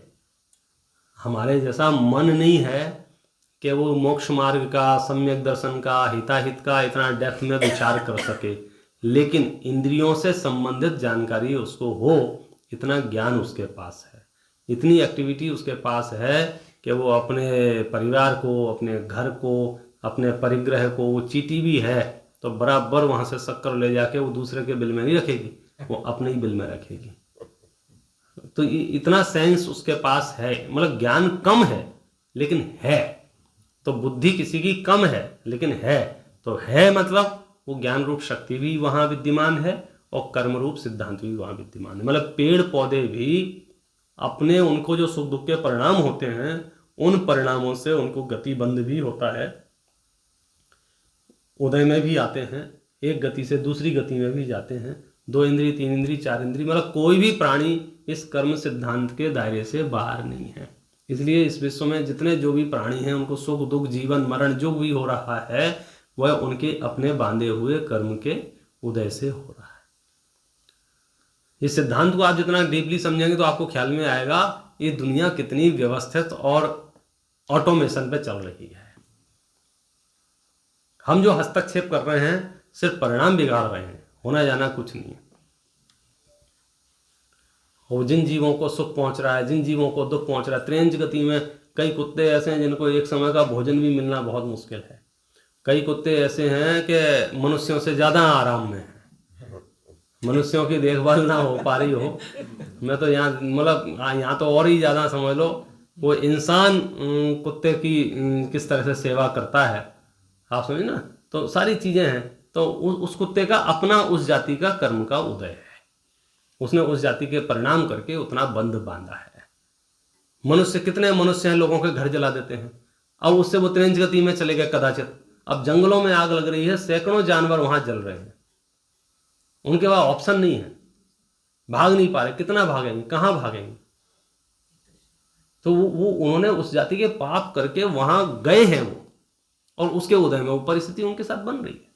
तो इस विश्व में जो अच्छी बुरी परिस्थितियां जिनके साथ बन रही हैं वो उस जीव का अपना बांधा हुआ कर्म का उदय है। हम क्या करें कि हम नवीन बंधन से बचें, तो वो फिर रास्ता है। कर्म सिद्धांत से तो चींटी, हाथी, डायनासोर, मतलब कितना ही बड़ा प्राणी हो और कितना ही छोटा प्राणी हो, जैन दर्शन ने सब प्राणियों को एक जैसा माना है। आकार छोटा बड़ा जो होता है उससे आत्मा छोटी बड़ी नहीं होती है। जैसे दीपक का उदाहरण दिया है, और दीपक को छोटे से मटके में रखेंगे तो उसका प्रकाश वहीं तक जाएगा, इतने बड़े हॉल में रखेंगे तो पूरे हॉल में उसका प्रकाश हो जाएगा। ऐसे ही आत्मा जब बड़े शरीर में जाती है तो पूरे शरीर में विस्तारित हो जाती है, जब छोटे शरीर में आती है तो उसको संकुचित हो जाती है, आधी नहीं होती है। ऐसा नहीं है एक हाथी में से समझो 2 लाख चींटियां बना दो, एक हाथी की एक ही चींटी बनेगी अगर बनेगी तो। हाथी के शरीर से बन सकती हैं क्योंकि वो पौद्गलिक है। आत्मा तो छोटी बड़ी मतलब आकार उसका छोटा बड़ा होता है, गुण धर्म दूसरी कोई भी चीज उसमें कम ज्यादा नहीं होती है। इसलिए ये लागू ये व्यवस्था कर्म सिद्धांत की सर्व प्राणियों पे है। तो ये अनुच्छेद हो जाता है तो क्या होता है? शरीर, इनका प्रश्न है शरीर का हाथ वाथ कट जाता है तो यही है कि अभी आत्मा के प्रदेश समझो यहां तक है, हाथ कट गया तो आत्मा के प्रदेश संकुचित होकर यहां तक आ जाएंगे और ये निर्जीव कहलाएगा। अब ये संकुचित होने में हो सकता है थोड़ा बहुत समय लग जाए, जैसे छिपकली की पूंछ कट जाती है तो कई बार पूंछ कटने के बाद भी पूंछ उछलती रहती है क्योंकि वो कनेक्टिविटी रहती ना आत्मा के प्रदेशों की। तो पुद्गल के आत्मा के सारे प्रदेश अगर शरीर में आ जाते हैं तो पूंछ निर्जीव बने को प्राप्त हो जाएगी, फिर उसमें कुछ एक्टिविटी नहीं हो सकती। तो इसलिए तत्काल से उंगली कट भी जाए और दोबारा वहां रख देते हैं तो जुड़ भी जाती है क्योंकि वो आत्मा के प्रदेशों की कनेक्टिविटी थी, वो पूरी तरह से खत्म हो जाएगी तो फिर नहीं जुड़ेगा, तो नया अंग ला के लगाओ तो नहीं जुड़ेगा। वो हाथों हाथ जो होता है इसलिए वो आत्मा के प्रदेशों के संरचना ही इस रूप से है, संकुचित विस्तार हो जाता है।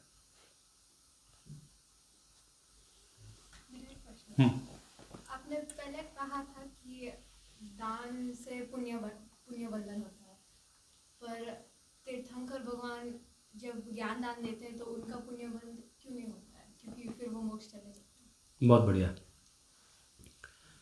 प्रश्न ख्याल में आया। प्रश्न है कि आपने कहा कि दान करने से पुण्य बंध होता है, तो तीर्थंकर परमात्मा दान करते हैं, दान देते हैं, ज्ञान दान देते हैं समोसरण में बैठ के, तो उनको पुण्य कर्म का क्या कैसे क्या करेंगे उनको? देखो एक तो ये है तीर्थंकर परमात्मा को जितना भी योग है उनके योग होने के कारण से कर्मों का आश्रव कहा गया है, आश्रव होता है उन्हें। अरहंत 13वें गुणस्थान में भी आश्रव है, बंध नहीं है। मतलब बंध है भी तो वो एक समय का है, उसे बंध कहना नहीं कहना कोई मतलब नहीं है। क्यों? क्योंकि कषाय भाव नहीं है। कषाय भाव जो है वो कर्मों को निश्चित करता है कितने देर बाद उदय में आएंगे और कितना फल देंगे। मतलब स्थिति बंध और अनुभाग बंध जो होता है वो कषायों के अनुसार होता है। अनंत परमात्मा के पास कोई कषाय नहीं है, इसलिए वो कर्म आता है, आके चला जाता है, होल्ड नहीं होता है, रुकता नहीं है। रुकता नहीं है तो उसका फल भी जो स्वर्गाधिक है या वो सब भी नहीं है, क्योंकि अब तो दशा और ऊंची बढ़ गई है मोक्ष की।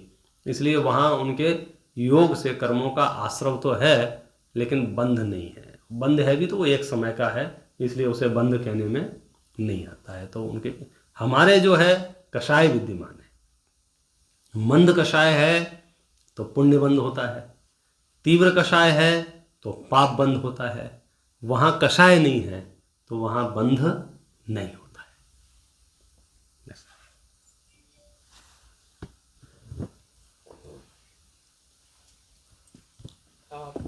आज ये शास्त्री जी का लास्ट प्रवचन था। संघ की तरफ से और एग्जीक्यूटिव कमेटी की तरफ से हम सब उनके आभारी हैं कि ऑलमोस्ट एक वीक का उनके प्रवचन से सबको धर्म के 10 लक्षण का लाभ मिला। देखिए, अच्छे कर्म करने से सबको पुण्य मिलता है, मगर बुरी आदतें, बुरे भाव निकालने से जो हमें गुणों की वृद्धि होती है, ये 10 लक्षण का स्वाध्याय करा के पंडित जी ने हमें ये सिखाया। धन का, अपने शारीरिक बल का और बुद्धि की जो ताकत हमने सबने देखी है, मगर अब धर्म की ताकत देखें। जीवन में स्वाध्याय से 10 लक्षण जीवन में जितना अपने से हो सके उतना उतारे और अपना आत्मा का कल्याण करे और सबका कल्याण करे। तो यही भावना के साथ आज के ये प्रवचन की श्रृंखला की पूर्णाहुति होती है। एनएबी भाई से और सुंदर भाई से रिक्वेस्ट करूँगा कि पंडित जी को शाल से बहुमान करूँगा।